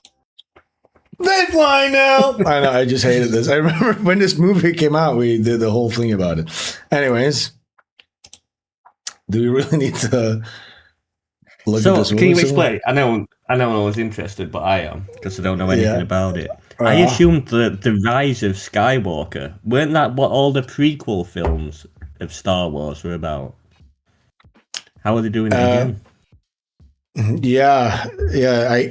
I look, I'm not even sure, but I think they kind of retconned, shoehorned in that Rey, because at the end of all the movies, she says, "I'm Rey Skywalker," but she's actually not. She's actually a child of Palpatine, the bad guy. It doesn't make any sense. So Dingus! So this is Angie, Mr. Sven. You make chatter squared and maybe Ash cry when you Angie, Mr. Sven. Okay, I won't be Angie. Jesus Christ. But was I Angie? Yeah, I think they just kind of, the rise of Skywalker refers to Rey Skywalker, who's not really a Skywalker. Am I? No, idiot, says N-Man. Sorry, N-Man. Tell me. N-Man, I'm going to open up the phone lines right now on Discord. You come in there, you tell me. Give me the Star Wars lore. I really mean it. I'm going to open the Discord voice channel. I'm going to be in there right now. Hopefully it doesn't disconnect us. You know what's horrible? Yeah. I didn't make a big deal out of it, but it proper freaked me out just now. Inside my shirt, a spider's been biting on my back, and I thought, why is my back suddenly hurting and itching? I lifted up my sleeve, and this spider dropped out and just ran off on the table. How big was the spider? Big enough to scare me. That's crazy. Do you have any big bumps? You might have to go to the hospital. No, they don't have. I've got. No, we don't have poisonous ones, but I've got about 4 or 5 bumps on my shoulder. Oh, that's not. Yeah, I couldn't sleep tonight because I was being eaten alive by insects too. So, Spider Ash. People are saying. Wait, let me see if I go into the voice chat right now. If that disconnects our call, otherwise I'll call you right back. Okay, Ashley. Okay. Oh, no. It tells me I'll switch. Never mind then.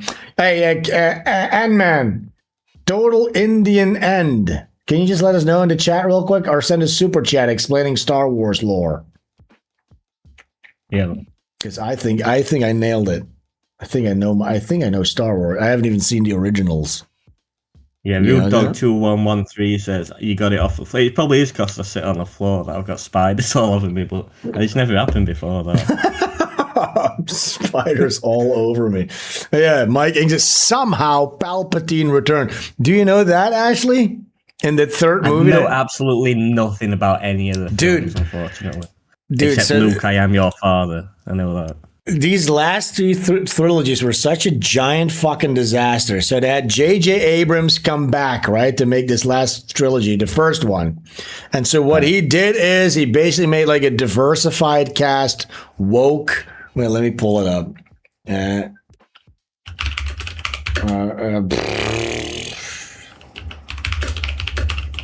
Just so we have the proper visual.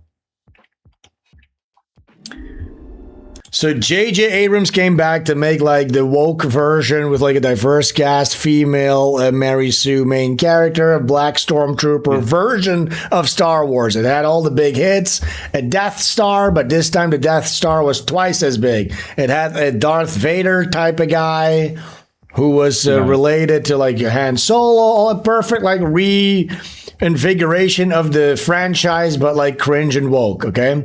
So then that was a pretty good success, but they didn't really have a grand plan for this trilogy.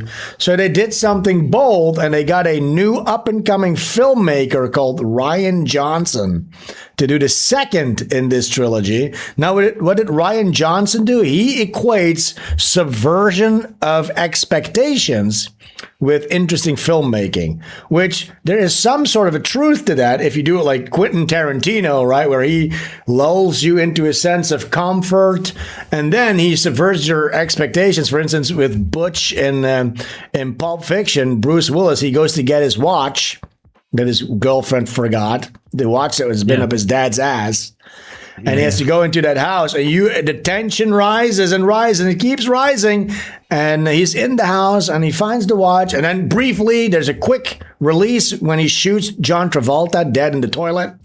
And then he has to sneak out and everything, and you're like, oh my God, you breathe a sigh of relief. But then all of a sudden, your expectations get subverted, and boom, there's Marcellus Wallace in the middle of the street. They bump into one another, fast forward 2 seconds, they're tied up in this sex dungeon.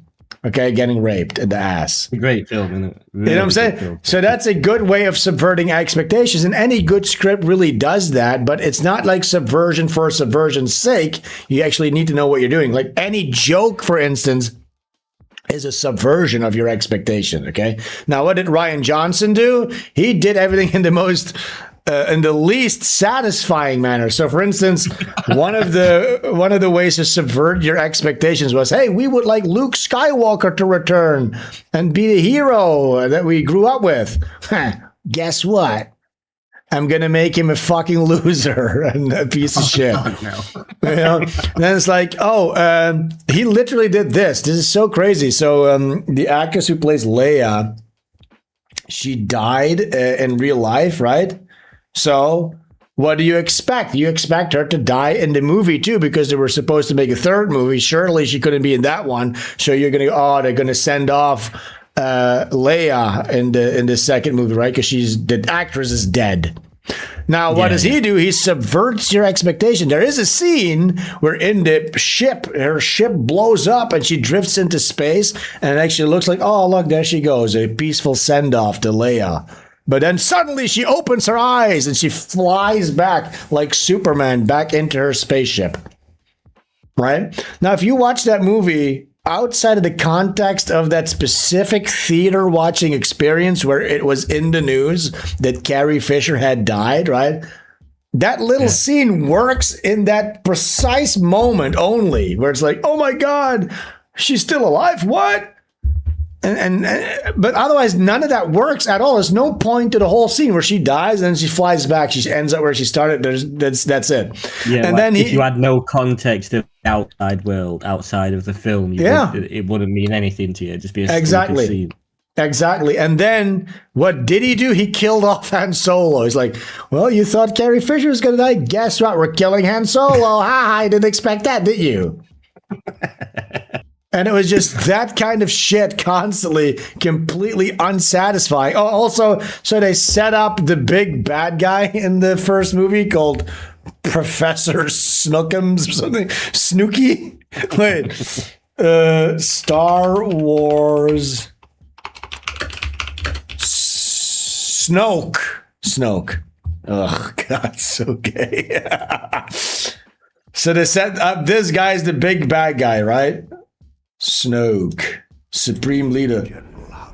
Well done. Space Nazi Snoke, this guy.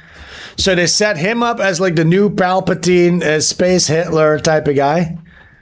But then what does Ryan Johnson do in the second movie? He goes, oh, you expected him to be the bad guy? Boom, and he just kills him. For no reason. And then the problem they had in the third movie was, okay, we have no overarching villain. Because Ryan Johnson killed him in the first movie. Because, by the way, J.J. Abrams, who did, or in the second movie, J.J. Abrams, who did the first movie, had to come back for the third to kind of like make this shit sandwich and try to make it work again. And they couldn't do it. So, by the way, so they killed the main villain. They didn't have one. So what did they do in the third movie? They brought back the original villain from the original Star Wars, Palpatine, the Emperor. And you know how they explained it? Go on. They didn't. There's just a little dialogue scene where they're like on a space base and like somehow Palpatine returned. That's literally it. I'm not joking. Did he die in the original Yes. films? Yes, he died. He fell down a hatch and died. He drifted into deep space and got vacuum died. Probably ruined that then. Yeah, everything. The whole original trilogy gets ruined by that, by the way, because Vader sacrifice, everything means nothing. And this is how they did this. Look, somehow Palpatine returned. We've decoded the intel from the First Order spy, and it confirms the worst. Somehow Palpatine returned. What? So stupid. This is honestly embarrassing. Yeah, man. I should have never made it out of the writer's room. I remember even when I was a kid, as I'm not at all a Star Wars fan, and people don't even remember this, and people who grow up now, they will never have this feeling. I remember when like once every fucking decade, a Star Wars thing would come out, and just that, what is his name? The guy, Danny Elfman, no, who makes that music? Like the... You'd hear that and you'd kind of get like, you get like a nostalgic feeling, like a hype, like a whimsical feeling. Oh, look at this, like a beautiful Star Wars thing. It felt like something special. Like John Williams. It felt like something special was about to happen, right? Now that's completely gone. Like they completely ruined this thing forever. It's never gonna all the magic out of it. They sucked it dry. It's dead. It's completely dead. 100%. Anyways, so but somebody just said, yeah. I think that Ryan Johnson might have directed a few episodes of Breaking Bad. Good ones, I think. He did that whole Knives Out Stevie's movie series with James Bond. Which I didn't really like that much. That was also subversion. He really loves that subversion thing, but he's not really good at it. For a guy that's known for subversion, he's not really that good at it that much. You know what has been good this year? Rick and Morty's new season has been really good. Have you watched any of them? No, I have not. I thought it was going to be bad without the original guys. So it turns out they were not really the magic sauce of that whole thing. We had Justin Royal. He's been gone for years now. I've just sort of got used to that idea that you don't do it anymore. Oh wait, is that fat guy with the beard is still part of it? I thought he was also not part of it anymore. No, Dan Owen's still writing for it. Oh really? He's good in. Yeah, he's talented in. Yeah, he's really good. He's a really good script writer. Yeah, really good. I thought he also got canceled for like fucking a baby puppet or something. No, he nearly got Me Too'd, but then he went on his podcast and literally talked his way out of it. And then everyone ended up loving him even more. Like the person forgave him. Everyone was saying that was such a good apology. He's such a great guy. Everyone that speaks to how great of a writer this guy is. Truly, yeah. Yeah. I didn't know that. Look, I'll say this: my least favorite part about the Rick and Morty was Justin Roiland. That brand of comedy. I'm just so sick of it. This whole we're so gonzo. Oh yeah, he would show up drunk to the recording booth and just go off the cuff. It's just like, okay, how annoying. It's kind of like Jim Carrey on the set of Man on the Moon or whatever. Remember? Where he's like in character and annoying all day. Just like annoying dickheads like that. I think the show does survive perfectly fine without Justin Roiland doing it. And because it's got less random stuff, they've leaned more into like the lore of the show, like the overall narrative. Yeah, the storyline. Yeah. I heard people say that was they didn't like that. Well, some people do, some people don't. They still have episodic shows, but they also lean into the lore a bit more now. I like it. Yeah, maybe I should try it again. I'm not sure though. Okay, we have a couple of things here that we could go a couple of different directions here. I'll let you choose. We have a couple of long form things before we get into Sven's new music show, and then we're going to cap it off. So I have, I have Pro Jared doing an apology video. Okay. Pro Jared apology video. If you don't remember Pro Jared, go check out this episode here where we watched Pro Jared. Okay. So Pro Jared apology. That was the episode where he's playing Pokemon to try and forget all the documentaries people were making about it. Yes, because if you don't know, he got caught with his pants down, rape and stuff like that. We got a Jazza D&D video. Now I don't know if that's super entertaining though, but he's playing D&D and he's the dungeon master spinning a yarn. We can try that one on for size. I don't know. Then we got. It sounds like it's everything we'd ever want. Jazza plus D&D. I know. Maybe we should do that. But then we also have. Well, there's another guy that's in the same genre as Pro Jared Linkara, because we kind of need to remember I need to introduce you to some of the Channel Awesome main cast, right? Yeah. That's one of our long form things that we're doing. So you already know all about Doug right now, and the nostalgia critic, because we did the Wall saga, the Wall review. Remember? Yeah. Oh, great. That one. Then, of course, Linkara, you know all about him. Now, Jared's not really a Channel Awesome guy, but that's him. There's two guys left in the Channel Awesome saga that we should... No, not Iron Liz. Iron Liz is like a transsexual. There is... Of course, Spoonie. We have to at some point get into Spoonie, but I don't have that right now. We have to do a deep dive into Spoonie because he's honestly one of my favorites. He's probably my favorite, maybe. He's like, it's a toss-up between him and Linkara. But also you have Angry Joe, the great Angry Joe. He was in the news because he had like a very cringe, over-the-top Supergirl movie review.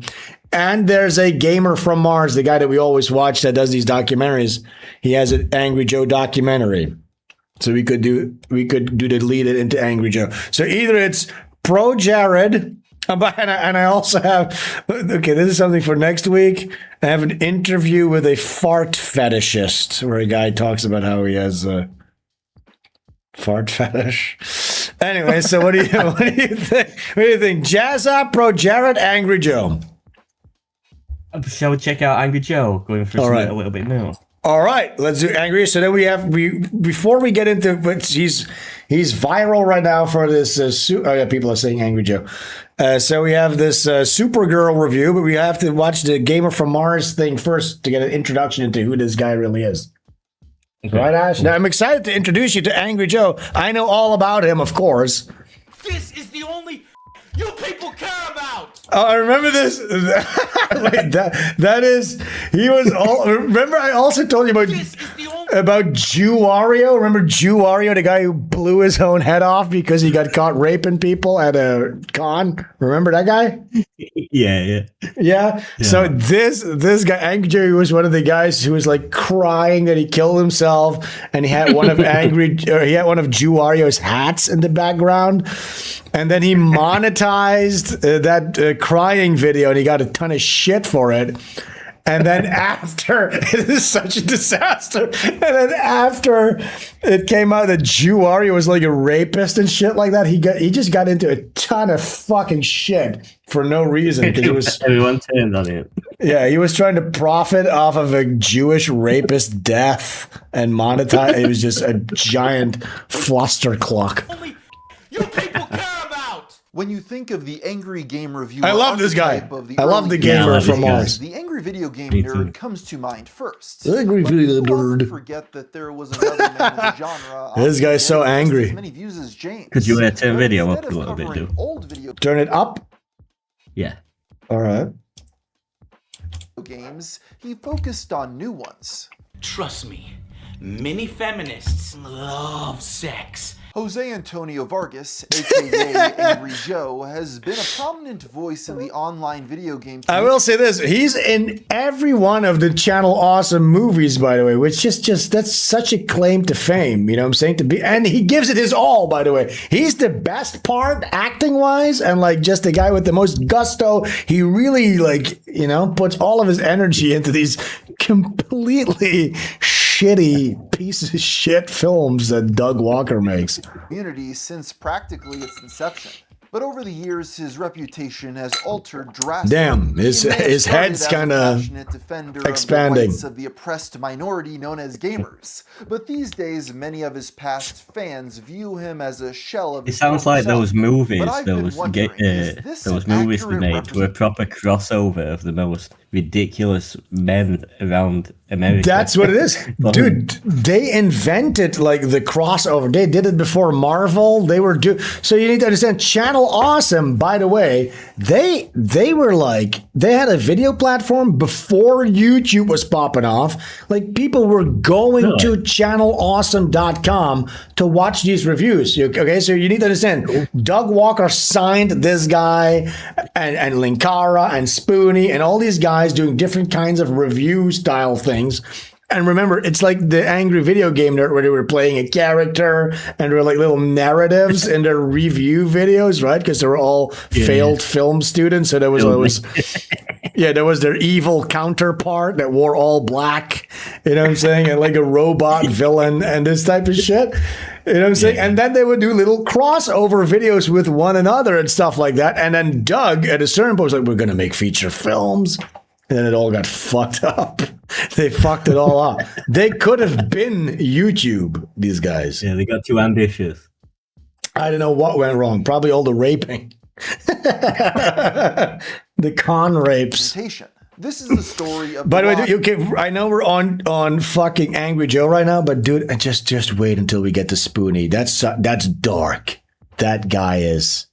He's going to kill himself. We have to get into Spoonie before he kills himself because he's 100% going to kill himself, I think. Let's do that next week then. Is that the last guy? I'll prepare. That's the last guy. After this, well, there's plenty more, but this is the main core nucleus of. Yes. Next week we're going to do a deep dive Spoonie app. Okay. Golden era and eventual decline of a YouTube legend. So let's begin the story at the very beginning.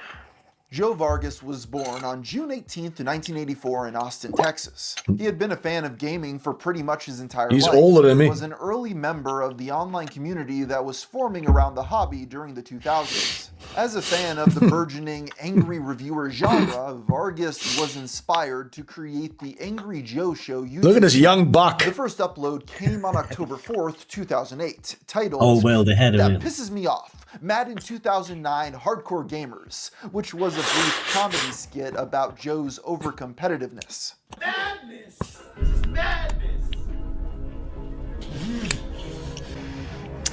This honestly was such a cute time in YouTube, you know what I'm saying? It was a simpler time where it's so easy to become viral and stuff. Yeah. Doing just trash. And look, he's doing it. This is Sparta bit. Oh my, this is classic internet stuff, dude. Yeah. I remember there's this very long form, really quick side note. I've talked about this before. The real Silent Hill experience, which I love that. It's like old YouTube too. It's more like serious, right? They're doing like a deep fucking autistic analysis of like how the remakes of Silent Hill went wrong and shit. Like honestly, dude, they're so autistic. It's crazy. Okay, like they got the attention of like the creators and stuff like that. Konami sent them cease and desists. It's super crazy, right? But even they did like little skits and stuff. Like back in the day when you did a review, it had to be framed within a little skit where you played a character and stuff like that. Little cutaway gags and stuff throughout the entire thing. Yeah, like that review was like, oh yeah, they had like somebody kidnapped in their house. Like there's like this little storyline around the review. It just doesn't make any sense, you know.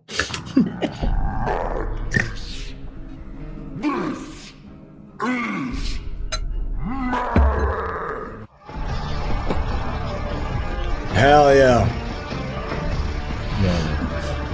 This is what a majority of his older content looked like, as it took him a while to nail down a solid structure. He cranked out uploads at a rapid pace, sometimes posting multiple times a day. The channel during this era was, to put it bluntly, bizarre. Even as he learned to craft a cohesive format for his uploads, the dialogue was still largely unscripted and just a stream of consciousness. This was also the case for the first video in his Angry Review series, he's so angry. on October 28th, talking about the game of Far Cry 2. He was accompanied by his friend Chris, aka Tons of Fun, although he'd credit him here as Chris the PC Guy, who was Joe's most frequent co-host in the beginning. This video That guy was also fucking the sucks. debut of Joe's iconic leather jacket and black Superman shorts, which remains his signature look even to this day. Can you believe that? He's been wearing that jacket for 20 years. He has like an outfit like Mr. Bean or like SpongeBob. It wasn't long before some slight lore began to develop. Joe's viewers People are saying Angry Joe looks like a fusion dance of me and Mike David. were the Angry Joe Show Army, and their mission was to defeat the predatory corporate business practices that had infected the video game industry. The angry gamers will have a voice. A massive angry gamer army is being formed, trained. Sir, yes, sir. Have this army. But sometimes their That's mission awesome. was just whatever Joe wanted it to be. Look at the spiky hair. Video, the Oh, epic fight, hey, look at that. Look who did the Joker. Oh, he was the very first. Fuck yeah. Yeah, well, I don't know. Maybe Doug was first with, remember, Melvin, the brother of the Joker? Classic.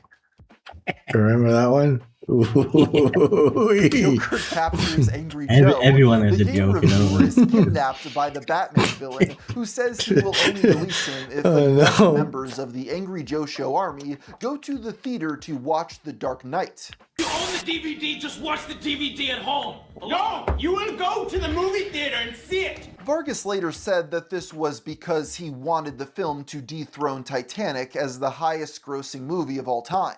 Once the mission is accomplished, Joe defeats the Joker and celebrates by showing off his Force lightning powers. You know, like Star Wars.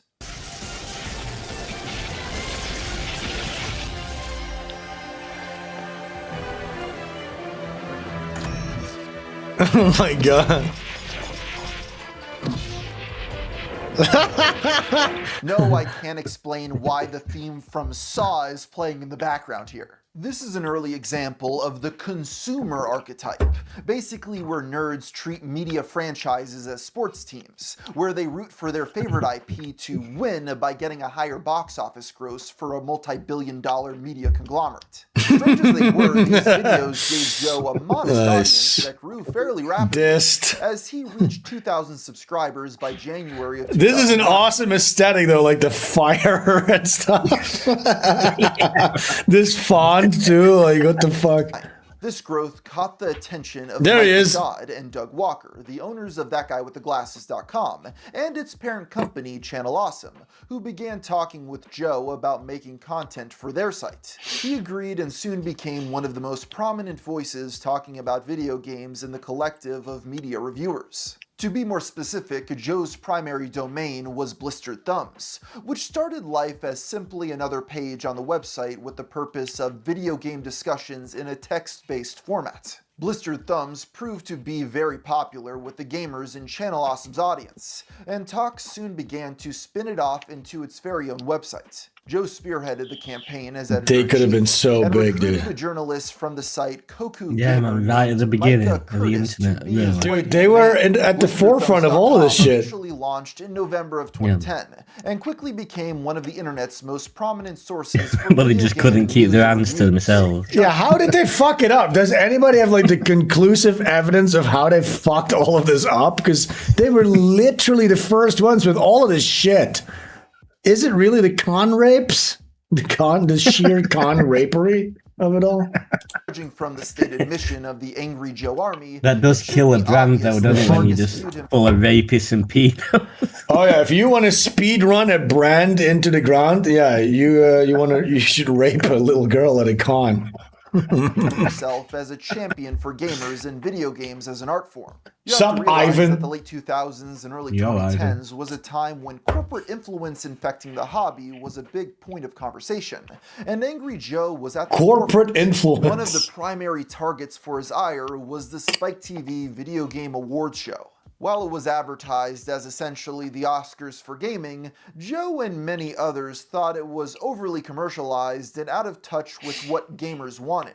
And with his rise in popularity due to Channel Awesome and Blistered Thumbs, he was finally able to do something about it. Due to this increased influence, Joe was invited to the 2010 VGA show as a journalist. His hope was to get a Oh, yes, yes, yes. interview with someone involved in the behind-the-scenes decision. Jeff Keighley. And his wish was granted. Dude, this is such a great moment. So look, Angry Joe rose the ranks. By the way, just Jeff Keighley right now, he hosts the Game Awards. Remember, you have seen this guy around, right? He's like the top head honcho right now when it comes to like video game shows and stuff like that. So early on, they were doing this Spike TV thing, and Angry Joe got a chance to talk to this guy. And Angry Joe had some critiques, right, about like, this is not really in touch with gamers. You know, they also made like being a gamer like an identity, pretty trans coded, you know, like we're gamers. But he fucked it up so bad. He got everything wrong. And Jeff Keighley completely made him his bitch. I love this clip. If he shows this clip, it's so good. When the host and executive producer, Jeff Keighley, agreed to talk with him. Unfortunately, this did not end up This is so good. As shortly after the event, Joe posted a video of the interview. I don't know where he is, and then out of nowhere, I literally see him sprinting. Dude, you should not have posted this video because it's such a big L. And also, yeah. He has to do a disclaimer in the video he uploads. He's like, wait, see, yeah, this is what you had to do before people saw it. We're like, let me just explain why it went so wrong. But also, you should look at Jeff Keighley. He really like motherfucks him and big dogs him. Like he's trying to ask questions, and Jeff Keighley's just kind of like looking at the catwalk and stuff like that, not really paying attention. And then every time Jeff Keighley responds, he completely pwns him. Completely towards me, and he's like, Joe, come on, you got 2 minutes, go. Joe, you got 2 minutes. Yes, because he's a badass. Go. That is not how you start an interview. Well, First thing, he has me on my back foot right there. You have 2 minutes, go. I realize I'm not gonna get all of my questions answered, but I'm hoping to at least have 5 minutes, 10 minutes. Ideally, I would want a sit-down interview that I originally requested 15 minutes. But okay. No, 2 minutes, Joe, go, 2 minutes. The upload includes both Joe's full interview with Keighley on the VGA red carpets, as well as his post-mortem of the situation.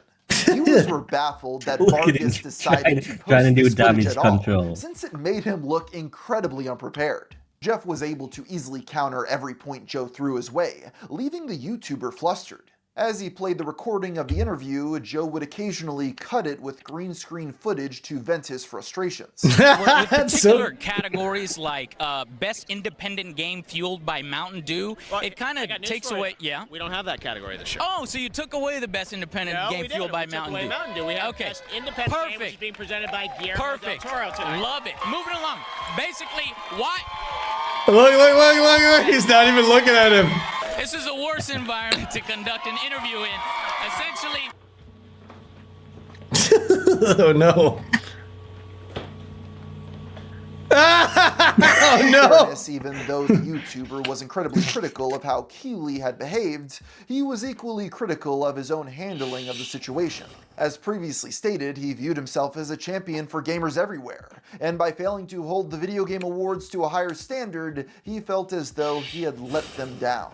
This video has gone down in infamy as one of the most embarrassing moments in Joe's career, to the point that it's practically impossible to discuss him online without it being addressed. He did somewhat get the last laugh in the end though, as a couple of years later, Jeff Keighley was interviewed while sitting right next to a bag of Doritos and several bottles of Mountain Dew, all while a giant standee for Halo 4 loomed large behind him. This was the epitome of the over-commercialization of the video game industry that gamers had been complaining about, and earned Keighley the nickname Dorito Pope. Of course, Joe seized the I completely missed that arc in his own video. Hello. Yeah, man. I'm Angry Joe, and this is my review of Halo 4. I guess I missed this whole overly commercial because I never played Xbox, because I've never seen any Doritos or Mountain. We didn't even have Mountain Dew, I think, in the Netherlands. I don't really get what the big problem is. What an award show is sponsored. Award shows are nonsense anyway. They're not real by the way, things. I just remembered, I think like the supermarket chain, the biggest one in the Netherlands called Albert Heijn, they banned Mountain Dew because the sugar levels were too high. They literally deemed it poisonous. I think that's a fact. Can somebody fact check me? I think that's real. Hello Guzgs in chat says epitome in quotes. Yeah, I agree. Is it not epitome? And is epitome not just words? Did I say? Wait, who said wait, you would have epitome? said it. The gamer from Mars said it. But I have heard people say it before, but I'm sure it's epitome, like the epitome of this. I think it could probably be both. Yeah, it must be. Epitome. Yeah, the epitome. Epitome. Yeah, it's epitome. Anyways.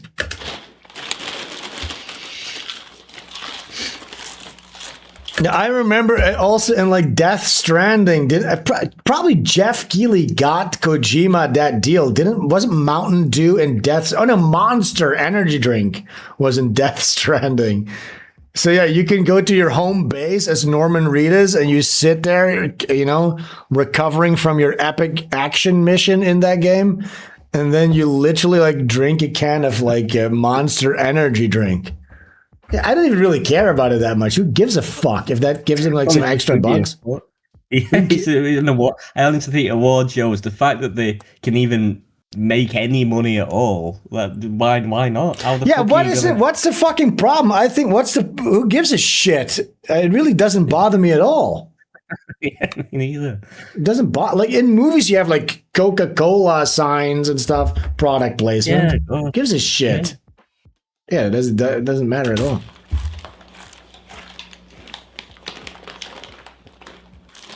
Okay, we got it. And I got plenty of bonus XP. But even though not bad health. I hate healthy things. Yeah, I don't want to be confronted with snacks while I'm sitting there playing fucking a video game for 60 hours on end. Neglecting my responsibilities. The interview still did some damage to Angry Joe's reputation. It didn't help that 2010 was also the same year in which Joe made a video at E3 with another Blistered Thumbs contributor named Spoonie. Boy, Spoonie! Yeah, this is epic. Ooh. This is the betrayal moment. Again, I'm showing you how big. Yeah. We get a little taste of Spoonie now then before next week. You're gonna get a little taste of Spoonie here. Spoonie is such an autist. He started screaming, "Betrayal!" That's so. And by the way, betrayal. He also made that into a metal remix, and it kind of slaps. Wait, let me play Betrayal real quick. This is awesome, honestly. Betrayal, Spoonie. This is. So Spoonie kind of spun this into a positive, and he kind of leaned into it, and he made it into his theme song, and it's fucking sick. Like, this is Spoonie's theme song, Betrayal. Betrayal!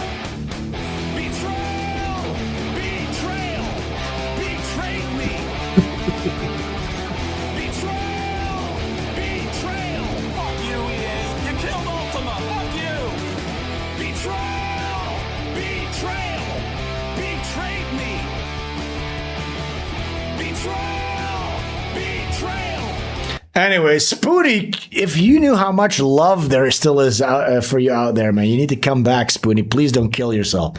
Anyways, here he comes. Here comes the betrayal moment that became this song. He shouted and made a scene in the middle of the show floor. Betrayal! What? Betrayal! Betrayed me! There he is. Sucks! It has been claimed that this incident caused all channel Austin. Yes, so because Spoonie was screaming, they got their press passes revoked. And so he ruined everybody's careers, basically, by screaming. He could never go back and do that again. I think so, yeah. Everybody got really mad at him. To be temporarily banned from E3, although there is no evidence to support that. Regardless, these instances set Blistered Thumbs on the back foot in terms of their journalistic integrity, and the public embarrassments echoed an uneasiness that was bubbling behind the scenes. One of the earliest issues that arose came from the website's comment moderation, where users' posts were often taken down without warning, and some were outright banned due to the poor communication of what the rules were. While this was a site-wide problem, one of the biggest exacerbators was Micah Curtis, who was self-admittedly Who the fuck is this? unhealthy headspace during this time. I was a miserable bastard. and I couldn't let go of my divorce. I couldn't get past my flaws. I couldn't get past anything. I was a prick. Quite frankly, though, I hated the audience. I fucking hated. I have no clue who this guy is. At the start. But the thing I think is it's just that a forum I hated mod. the audience and I hated Yeah. gamers because I hated myself. It was because of this Wow. that Joe and the Channel Awesome higher-ups decided to strip Curtis of his editor position, sending him off to work on himself. A few months later, he returned with a more positive outlook, managing to reclaim his old title. What followed in 2011 was Blistered Thumb's strongest year, as the site was consistently pleasing its readership with well-written reviews and articles. Despite the rocky beginning, perhaps Joe and his team could still turn Blistered Thumbs into the titan of gaming journalism that he desperately wanted it to be. However, there were still a lot of problems with the management that fans were not privy to, which had potential to bring Okay, so this is where it goes wrong. For starters, a common thread shared amongst many former contributors was that Joe was not the strongest leader, and it certainly didn't help that he was receiving very little support from the people above him. Editorial oversight was allegedly lax, and he was running himself ragged, maintaining Blistered Thumbs while still producing his own videos. But the bigger issue was the lack of a strong revenue stream. You see, Channel Awesome did not provide much in the way of funding, and so the only way the site could be monetized was through Google AdSense. Since Blistered Thumbs was text-based, advertising revenue was a fraction of what could be earned from video-focused enterprises like that guy with the glasses. As a result, writers went unpaid, instead being compensated with free review copies of video games. The other problems with Blistered Thumbs revolved around infighting. Maybe if you between weren't so staff members. anti-ad, I need to you point could out that advertise some Mountain Dew.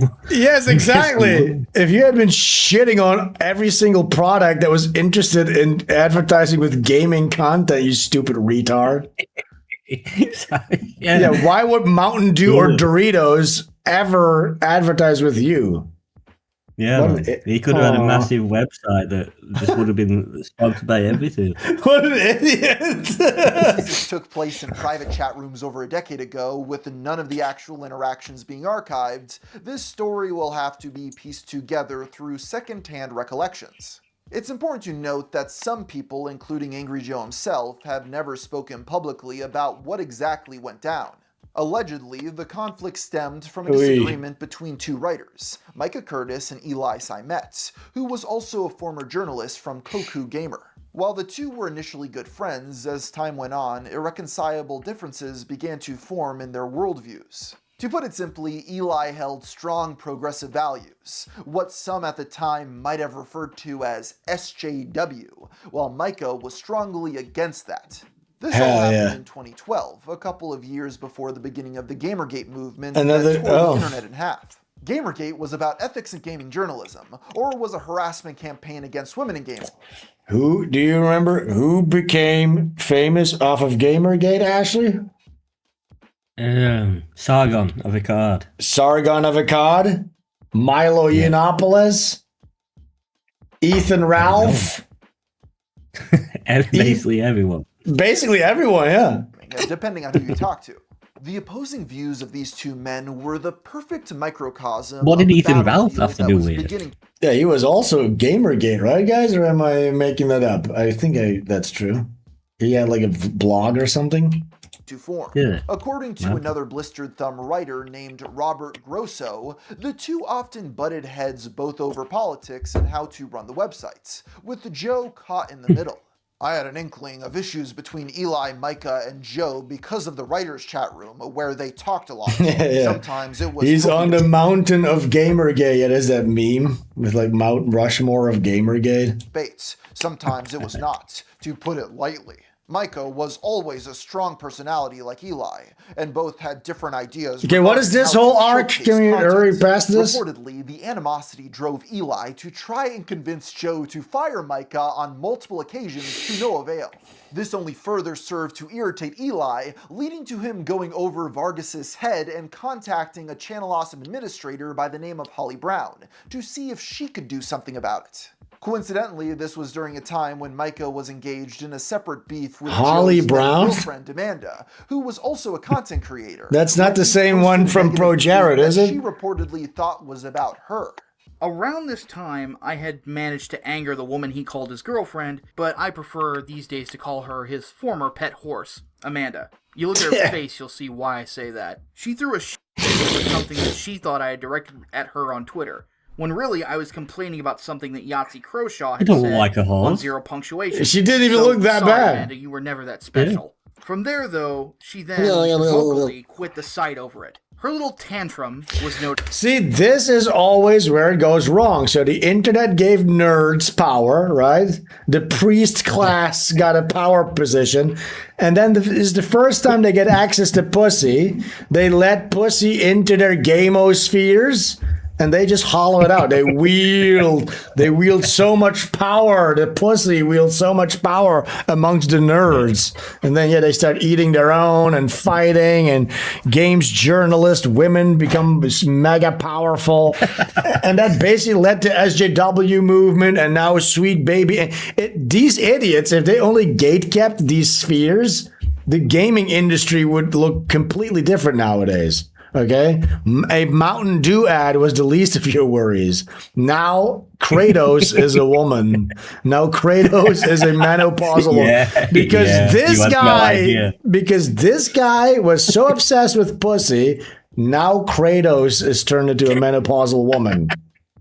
Okay, that's the direct trajectory. Noticed by Holly, who, at the behest of Eli, used this as leverage with the Walkers and Mashad to try to show that Joe and I could not do our jobs properly, and that Blistered Thumbs was one giant mess. While Micah frames the Amanda incident as the primary factor that got him and Joe removed from Blistered Thumbs, others have said that it was for entirely different reasons. Austin Yorsky, the man who took over for Vargas as the new editor-in-chief, looks like a super cool dude. A few years later. Joe's departure from Blistered Thumbs was entirely unrelated and, in fact, quite complicated. I wasn't privy to 100% of the relevant conversations. Holy shit. I was involved in a number of them. And this is really in-depth lore. Those who were present for events at which I was not.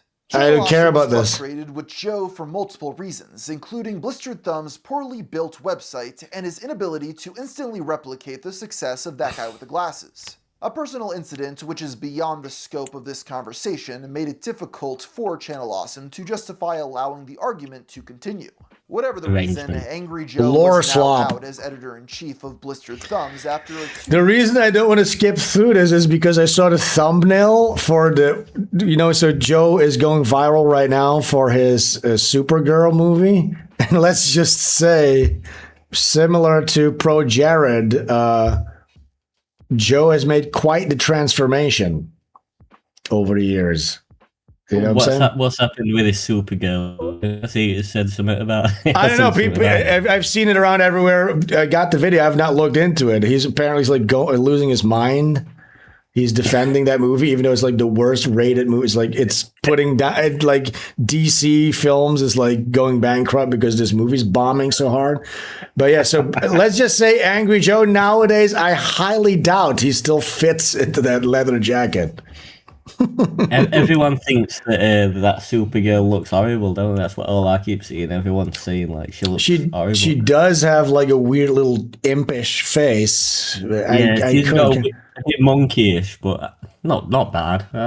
It's just Dude, even if somebody says, "Wow, yeah, this Supergirl movie got an 8 out of 10," I still would. If it got a 10 out of 10, I'm not gonna watch Supergirl the movie. I don't give a shit. I don't give a fuck. That's gonna do wrong. There was a guy sending me a DM on Instagram. I won't put him on blast too much. It's like a whole dissertation about how I'm wrong about the Avatar movie series, and I should give it a shot because the third one is actually pretty based. I could never watch it. I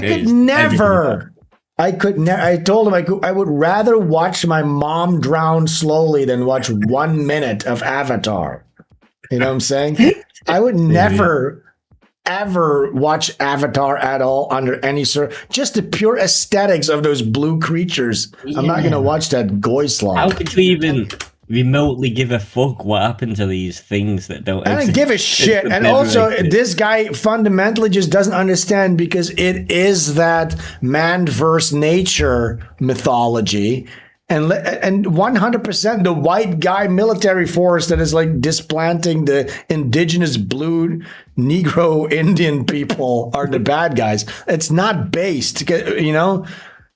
Yeah. Yeah, but the main white guy smokes cigarettes and he says fuck and he calls them monkeys. Yeah, he's the bad guy. You understand? He's supposed to be the bad guy. It's not based. The following year, the website was closed, folding the publication. That's like saying, oh yeah, Schindler's List is fucking based, dude, because there's a Nazi in it that shoots a bunch of guys with a revolver. Yeah, he's the horrible monster in that. Back into the main That Guy with the Glasses website, where it continued on before ultimately shutting down completely in the late 2010s. There's another trope of like that guy with the glasses, these kind of like reviewer guys. So they always had their evil counterpart, villain character that wore a black T-shirt. You know what I'm saying? Yeah. So in their reviews, they'll do like a split screen, and then their evil guy comes in, and he's black and wears sunglasses. But I noticed too, like Spoonie does this. I don't know if Angry Joe does, but Doug Walker did it too. A bunch of these guys, they'll have like a suave character. You know what I'm saying?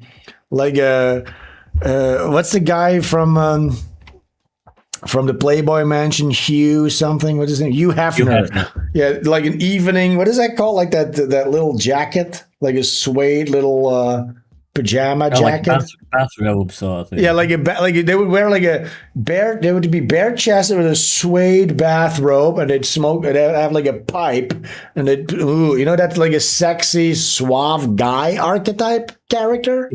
Like, yes, welcome to my domain, and it'd have like a fireplace, romantic vibes. Yeah. And I think what that is that's their like autistic nerd brain trying to be like seductive and sexy for like the women audience, because that half of these guys' brain was constantly operating on, oh my god, I'm finally gonna get pussy, I'm finally gonna get pussy, I'm famous, I'm gonna get pussy, I'm famous, I'm gonna get pussy. So that's, I think, why they created those characters. Because Spoonie had a little show, like a spin-off show called Spooning with Spoonie, where he was a sexy suave guy doing a review from his bed with a chick. That's such a bad idea, Spoonie. Yeah. And that didn't end well for him either, by the way. That made a bunch of controversies. But anyways, let's see what happens. You're quite good at editing, aren't you? Like you're putting stuff together and that. Do you think you could take Schindler's List and just re-edit it in a way that made it cool as fuck and like hardcore and based? I haven't seen Schindler's List in a while, but you just have to. Yeah, you could do that. I think. Yeah. Yeah, like like using the exact same scenes, same dialogue and everything, just. Same put dialogue, music on and stuff. Yeah, and just heavy metal. Yeah, reframe everything. Yeah, everything in different context where like it's just cool as fuck. Yeah, the mowing down all these dudes. You could even have like scenes end differently by just cutting it, then taking the end frame and using AI to have it play out a little different. Yeah, that'd be cool. I'd love to see that. Yeah, Schindler's List, re-edit it, and it's fucking sick. As time went on, as Cool says, yes, Ash, there are a lot of edits, so it's been done. Of course. There has to have been a ton of edits of that guy shooting everybody with his fucking sniper. Less and less demand for text-based reviews when they had so many creators making videos about the same topics. And even though he had ultimately failed with Blistered Thumbs, add a laugh he track. still remained one of the most popular personalities in that niche. In fact, he was essentially part of the main cast of characters for Channel Awesome. What the fuck is this? Appearing prominently in crossovers and anniversary movies. One of my personal Oh, here we go. Okay, now finally, we should have skipped past this. Here's some anniversary movies that he was part of.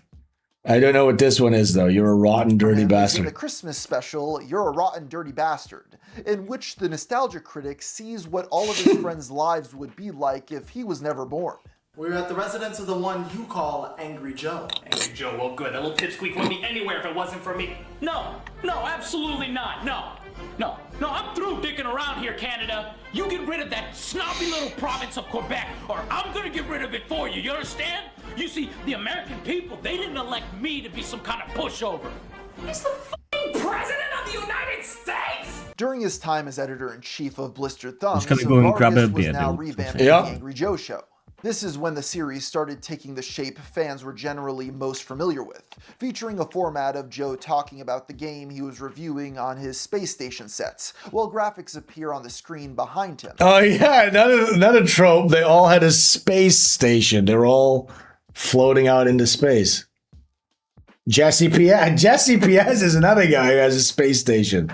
Jesse PS should have like an evil counterpart that's wearing like a black jumpsuit and like pointy sunglasses instead of Ramo. Jesse, please, I want Jesse to go full channel awesome. He needs to bring it back because Jesse already has the space station. Now all he needs is like a split screen evil guy. Like he just flips his screen. Jesse, if you're around, please do evil Jesse. Please. That would be awesome. Could somebody let him know our idea? And he needs like a robot sidekick too, like a little puppet robot, like a little maquette. And he could also do a suave guy, but I don't think that really fits. But an evil Jesse or like a cyborg, like Linkara, he needs that, I think. Intercut with skits featuring him and his friends. His most frequent collaborator was Joe Lopez, better known as Other Joe. Oh yeah, a charismaless, dead-eyed nothing man. Who usually acted in whatever supporting role Vargas needed for a video. Even though he incorporated costumes and skits into his content, Joe didn't give his series a deep lore in the same way his channel awesome contemporaries like Linkara did.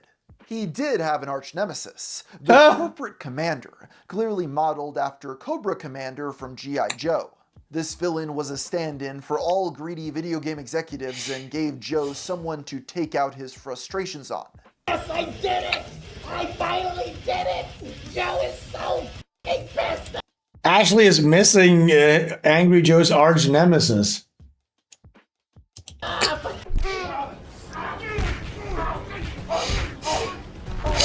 Let that be a lesson to you.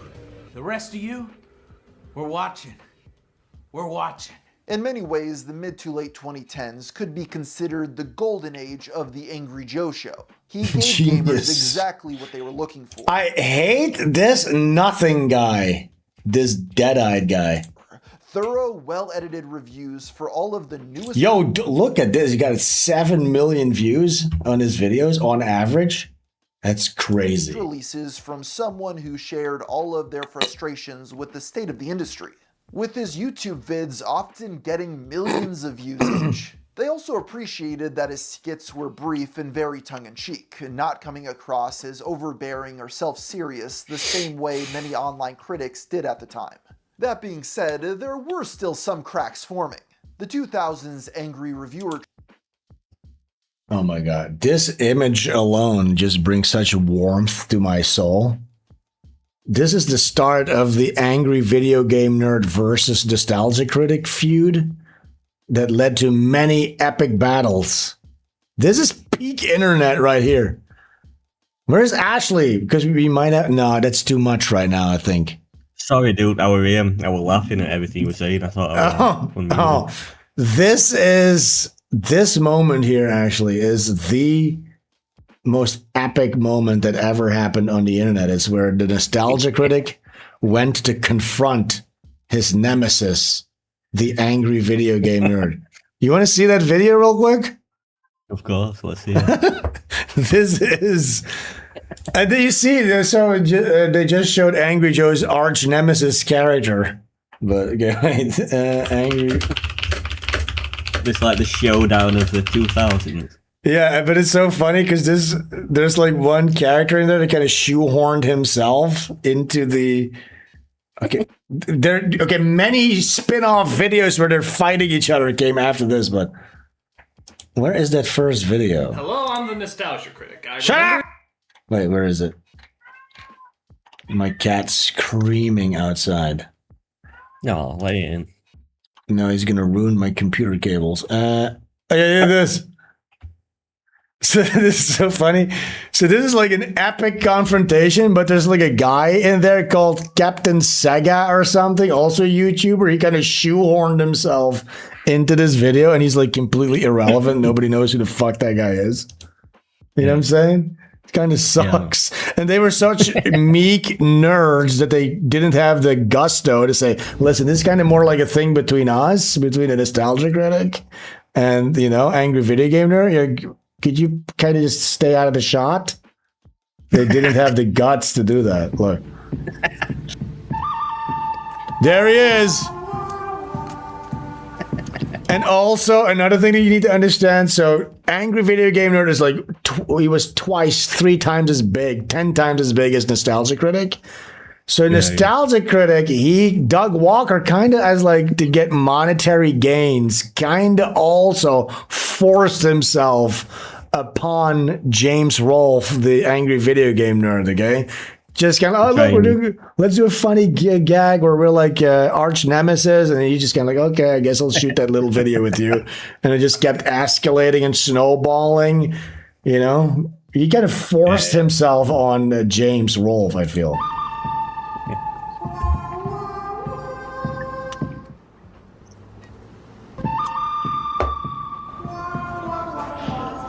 Look.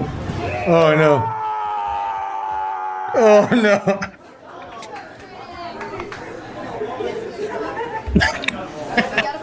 You heard one fat woman go, oh, Nostalgia Critic. And everybody else like, what? Who is this guy? And then silent and awkward. Oh, no. Oh, no. Like one woman, oh, Nostalgia Critic or something? Is that guy?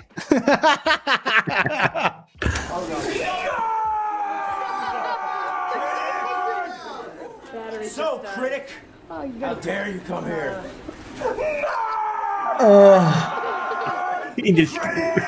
Have you accepted my challenge to review a horrible, nostalgic movie?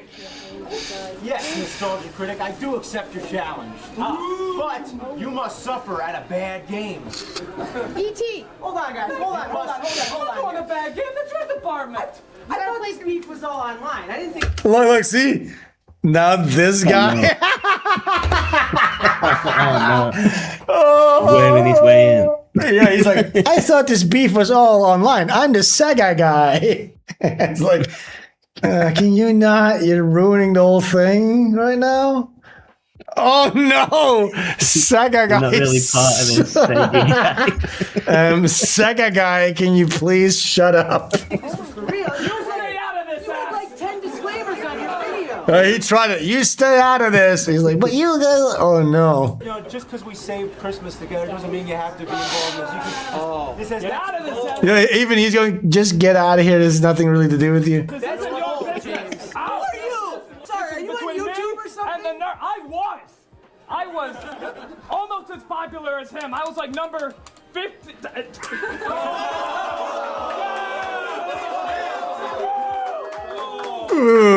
Okay, nerd. You know what, nerd? Let's settle this right now. Right here, right now. In the ring. In the ring. But you know what?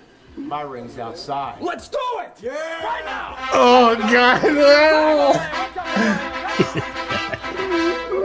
Look, so they're going to have a battle. Look at this dumb... this Sega guy has no idea he's unwanted. He just goes, oh, Sega guy. Lock in the frame. Sega guy, what are you doing? Can you get out from between us in every shot? Yes, he ruined the whole thing.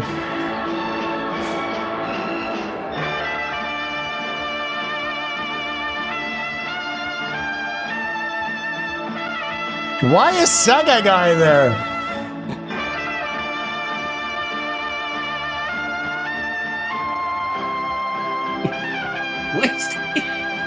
Is Sega guy still around? What is that guy's name? 2008. This was uploaded, dude. Holy fuck. Oh my god, it's such a long time ago. Oh my, it's scary.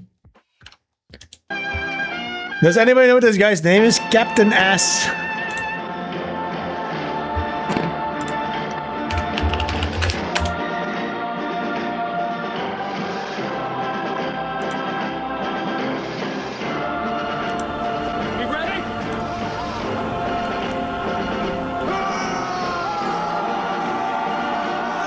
Yeah, Captain S's last upload was 14 years ago.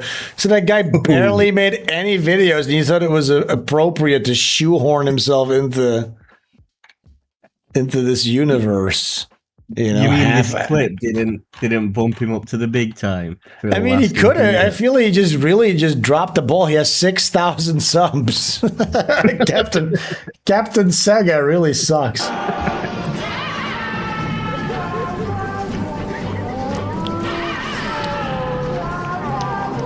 Oh no, Ashley, no. Oh fuck. What is the point in this? What's this for? Oh no. Oh my god. Oh fuck. Oh no. Oh god. Oh, that's so embarrassing.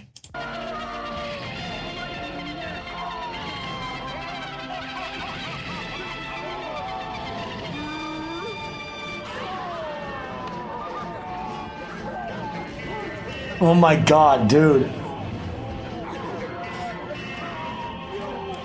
Say you guys.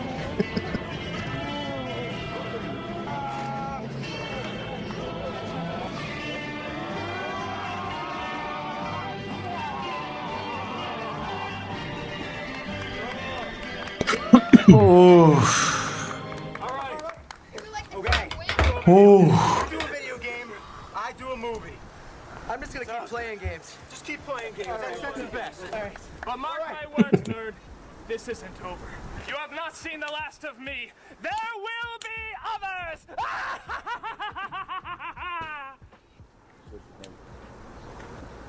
So, what's the best way to get out here? Oh, you know where Route 80 is? Yeah.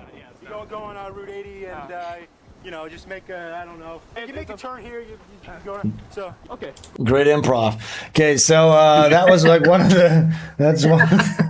Yeah, Route 80. Turn left. That's all they had to say, but. Yeah, all you had to say is left. That turn. So car stuff. Oh God. Direction. So this is the first meeting of that. We should do. That's another thing that we have to get into, to just be completely concise and complete with our coverage of this, because there's been many a battle between these two forces of nature. But anyways, let's continue with the Angry Joe. So now that you know what that screenshot was about. Wait, where is it? So now that you know what this was about. It was just that, a trope. People like Angry Video Game Nerd or Nostalgic Critic were playing a character, and were not as easily enraged as they came across in their content. Joe was See, also that's the playing second character, battle. of course, but as we've already discussed, his moments of outrage came from a much more genuine place than his contemporaries. This was evident in uploads such as YouTube Copyright Disaster from 2013, in He's which a nobody. Vargas ranted about YouTube's new Content ID system, resulting in an outburst that became a meme. The system could care less, and you could care less, because you already pocketed your fucking money. I don't even have money in my wallet. Yes, I do. I have $7 because you took all this and you pocketed it. This is the only fucking you people care about. You don't care about promoting your products. You don't care about people reviewing your and improving your No, you care about this. That's all the you care about. And that's another thing that these reviewers, and that's to this date, all these reviewers, they think a big part of it is that they think that they're influencing the industry. That's what they think, right? So they think a critique of Dark Souls 4, you know what I'm saying? And then they have a video dissertation, and they think that the Japanese development team is sitting there taking notes, and they're going to listen to the reviewer dissertation guy, and you know, the next game is going to address all the issues that they have. Yeah. It's not happening. You're speaking into the void, I'm sorry to say. you're doing nothing of value. You know what I'm saying? It's so, you know what was so fucking funny and delicious? And they haven't learned their lesson at all. Like when Zelda, you had like Breath of the Wild, and then you had the sequel to that came out, right? There were. Excuse me? I've never played any Zelda. Breath of the Wild was really the first one that I really played, honestly. But then there came one after that, I forget what it's called. But there were like a feel like I could name it, if I had to guess. Link to the Past, is that one? Twilight Princess? That's super old. That's old. I'm talking about the latest one, basically. But what I'm trying to say is what they did was these autists, and again, like I said, I've talked about this before. They do it with Dark Souls. Tears of the Kingdom is what it's called. They do this with Dark Souls. Like they become basically like theologians of the lore, okay? And they'll make lore analysis videos to the point where it's so detailed. If they would study scripture, they could actually make a career out of it. You know what I'm saying? But they decide to do it on a fictional property. So you have the guys, they do it with the From Software games, and then there were these guys that were doing it with Zelda. They were literally like zooming in on textures, and I was like, "Oh my god, this is the timeline. The new timeline has been established because Link of the Past turns out to be the canon timeline when it goes into and all this complex lore and stuff." Okay, and they were predicting the lore for the new game Tears of the Kingdom because there's the Zonai tribe, and they were actually the progenitors of Hyrule and the Master Sword original, all this shit, right? And then it turns out when that game came out, there was no lore. They just didn't do anything with it. You know what I'm saying? So these guys had spent like 8 years projecting this giant complex story onto this game, expecting like a conclusion to this narrative that they collectively constructed in their brain. And then when the game came out, like none of that was there, you know what I'm saying? And I was just like, I was laughing yes, none of that existed. Nintendo doesn't give a fuck. They just don't give a fucking flying fucking shit, okay? They don't give a fuck. And none of them listen. None of the Japanese developers listened to an iota. They weren't even aware of you, or of your existence. They didn't give a fuck. But then instead of like going, oh shit, I wasted the past 8 years of my life. They go, okay, let's move on to the next game. Let's hope that fills the void. Fucking dickheads.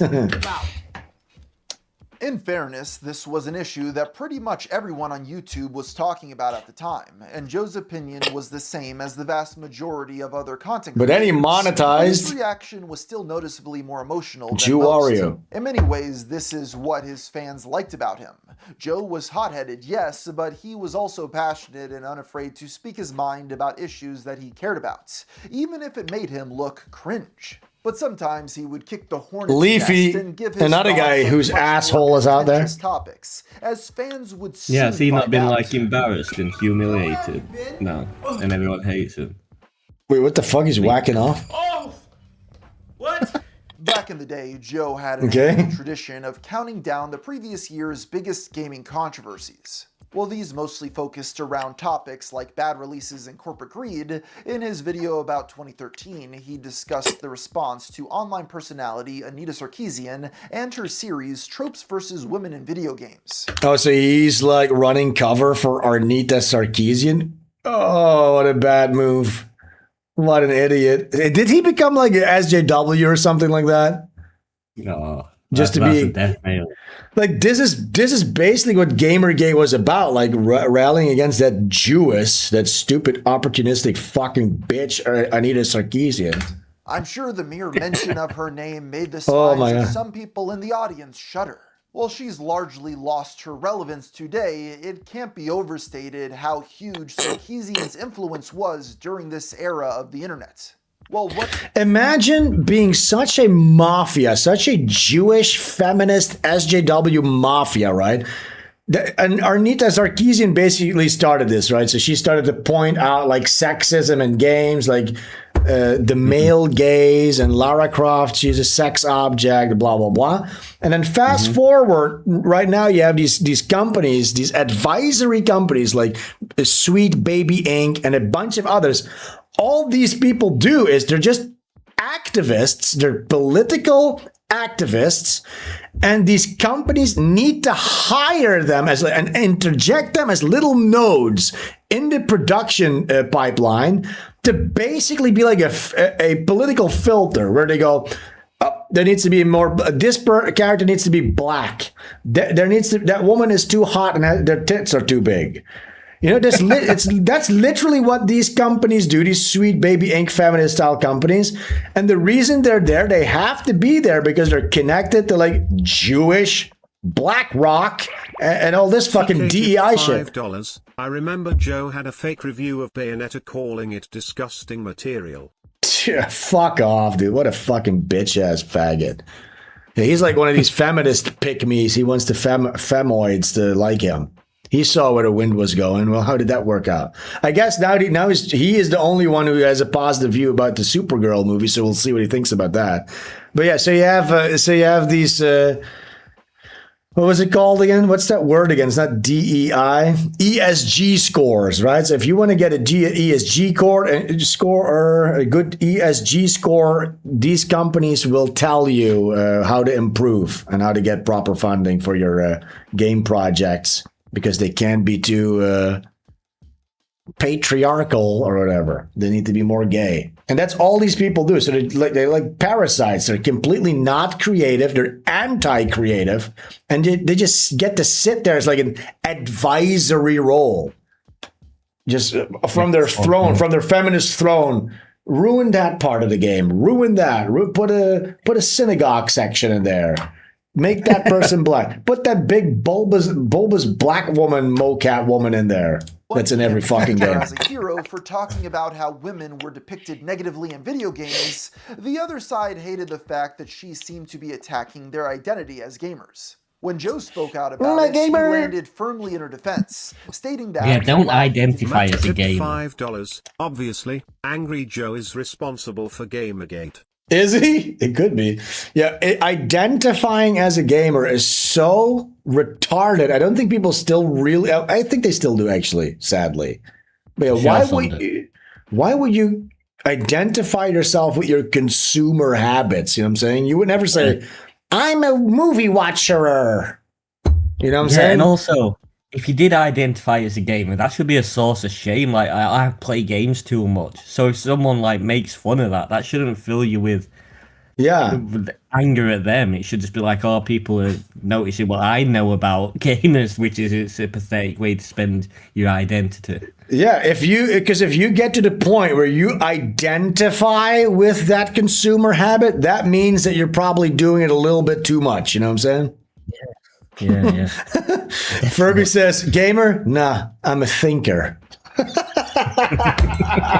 Oh man, that's cool as fuck. Yeah, dude, that's awesome. Agree with everything she said. He thought she made some valid points. Bizarrely, his primary focus was... I'm sure there'd be more gamers nowadays if there were one single good game released. Dude, I bought a PlayStation 5. There's not been a game. There's not a game. Telling you, I know. I got it for last Christmas. I played a PS4 game on it. I played Red Dead Redemption 2, and then since then it's been done. I've had fuck all to do with it. I bought the Demon's Souls remake, which sucked, by the way. The only cool thing about that was that it had that haptic feedback for the controller. It was kind of cool, but then I feel no other game has even used that technology. And it's like, what game have I played? I couldn't tell you. I have not played a single game on my PlayStation 5. There's nothing. There's no game. It's absolutely fuck all. I mean, the next thing that I probably will get that Wolverine when that comes out. No, Ashley, you're gonna regret it. It's fucking woke, gay, like on rails. It's not open world. It's gonna be cringe and gay. No.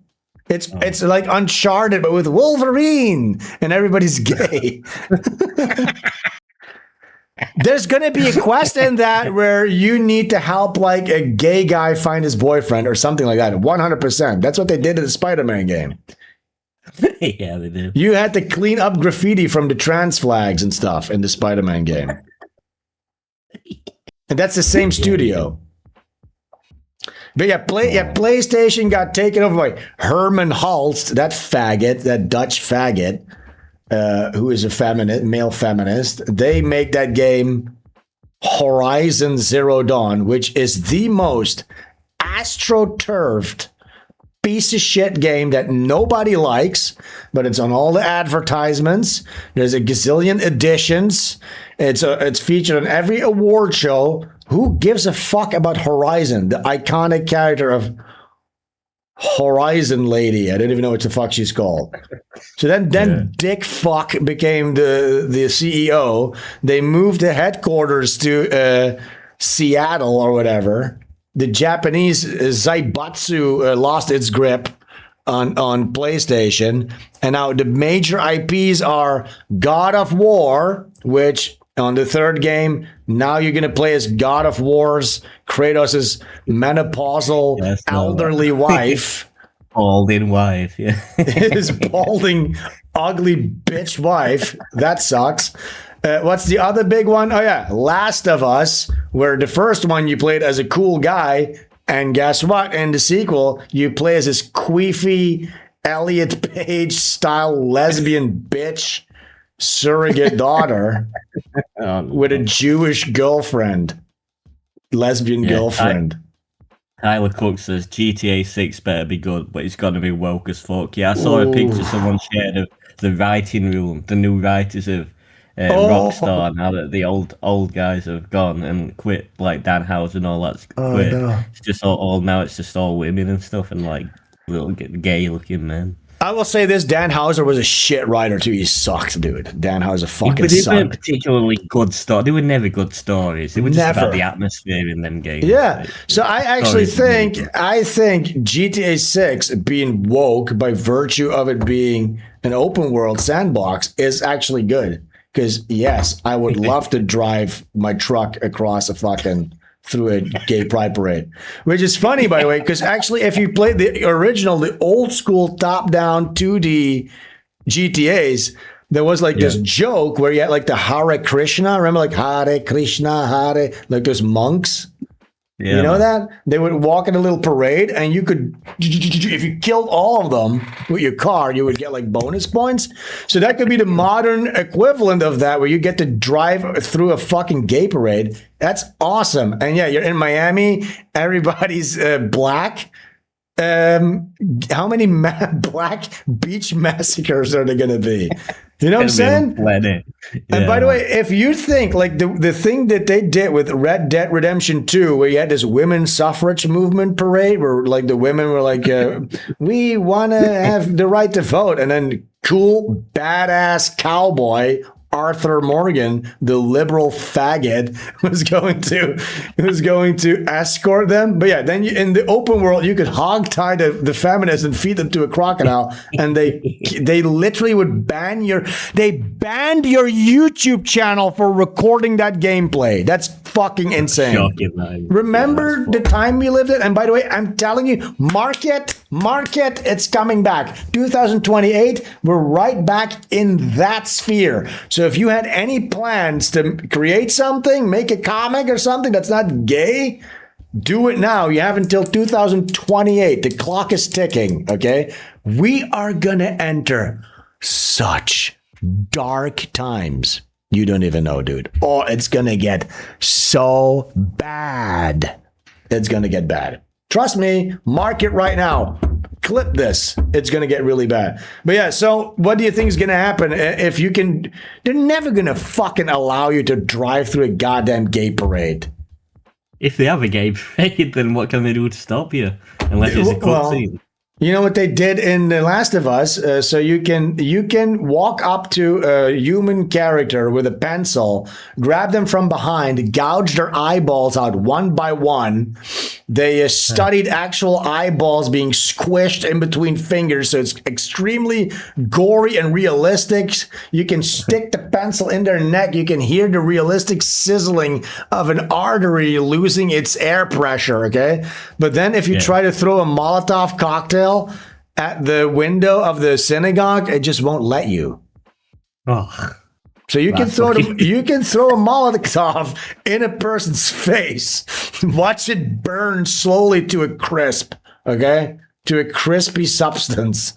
But then if you move your cursor around to the Holocaust museum, or what is it called, the synagogue, and you click on the window that has the Jewish Star of David on it, click, click, click, click, your character just won't throw the fucking Molotov cocktail. That's a shame. So I think that's what's going to happen. You can kill all the white people, but then the black people have like an area of effect shield around them where you can't go. You can only give them prizes and hugs and kisses and money, jobs, and foot massages. You're gonna be pointing your gun like this, but then every time you get to a black character or a Jew, it goes like this automatically. But then when you click, it goes, I can't shoot. How about I give them a foot massage instead? Yeah. You click to shoot, and your character just turns around, bends over, and pulls his trousers. Yes. Reaches around them and whacks them off. Yeah, you click to shoot, but then instead you give them a foot massage and a nice compliment. Give compliment. Have you ever seen the early videos of the Grand Theft Auto officers when it was just a bunch of Scottish guys? Oh yeah, and what is it? What is it going to be now? Oh yeah, isn't the police defunded in the GTA 6? They're not going to show up. You're going to get 6 stars, and there's going to be like 2 fat ladies show up because they're just going to stay at home. That'd be cool. That'd be funny. Female cop gun drawn. We did a really funny female cop gun drawn section on last stream. You should go check that out. It was really funny. Okay, let's continue with this game. Yeah, well, no. We watched that woman. Oh, the soccer's going to start. In about 10 minutes, so. Oh, all right. Well, look, you know what? We'll cut it short then because Ashley has to go watch Nick Ball. It's his fault, guys. We will continue with the Angry Joe video. It's only a couple more minutes next show. Yeah. And then also we will start off with Spoonie too. Next show. That's going to be next Sunday, 7 p.m. EST-ish, maybe a bit earlier. That's about it. No gauntlet today. We've been live 3 hours. Thank you guys so much. We will be back soon. I'm also trying to do a gaming stream with Liz. I won't mention what game. It's a surprise, but I'm having trouble getting the emulator to work. But that's about it. Thank you guys so much. Thank you, Ashley. Enjoy your stupid soccer, gay, queer sports game. I hope they lose. Okay, guys. Bye. See you guys next time. Bye.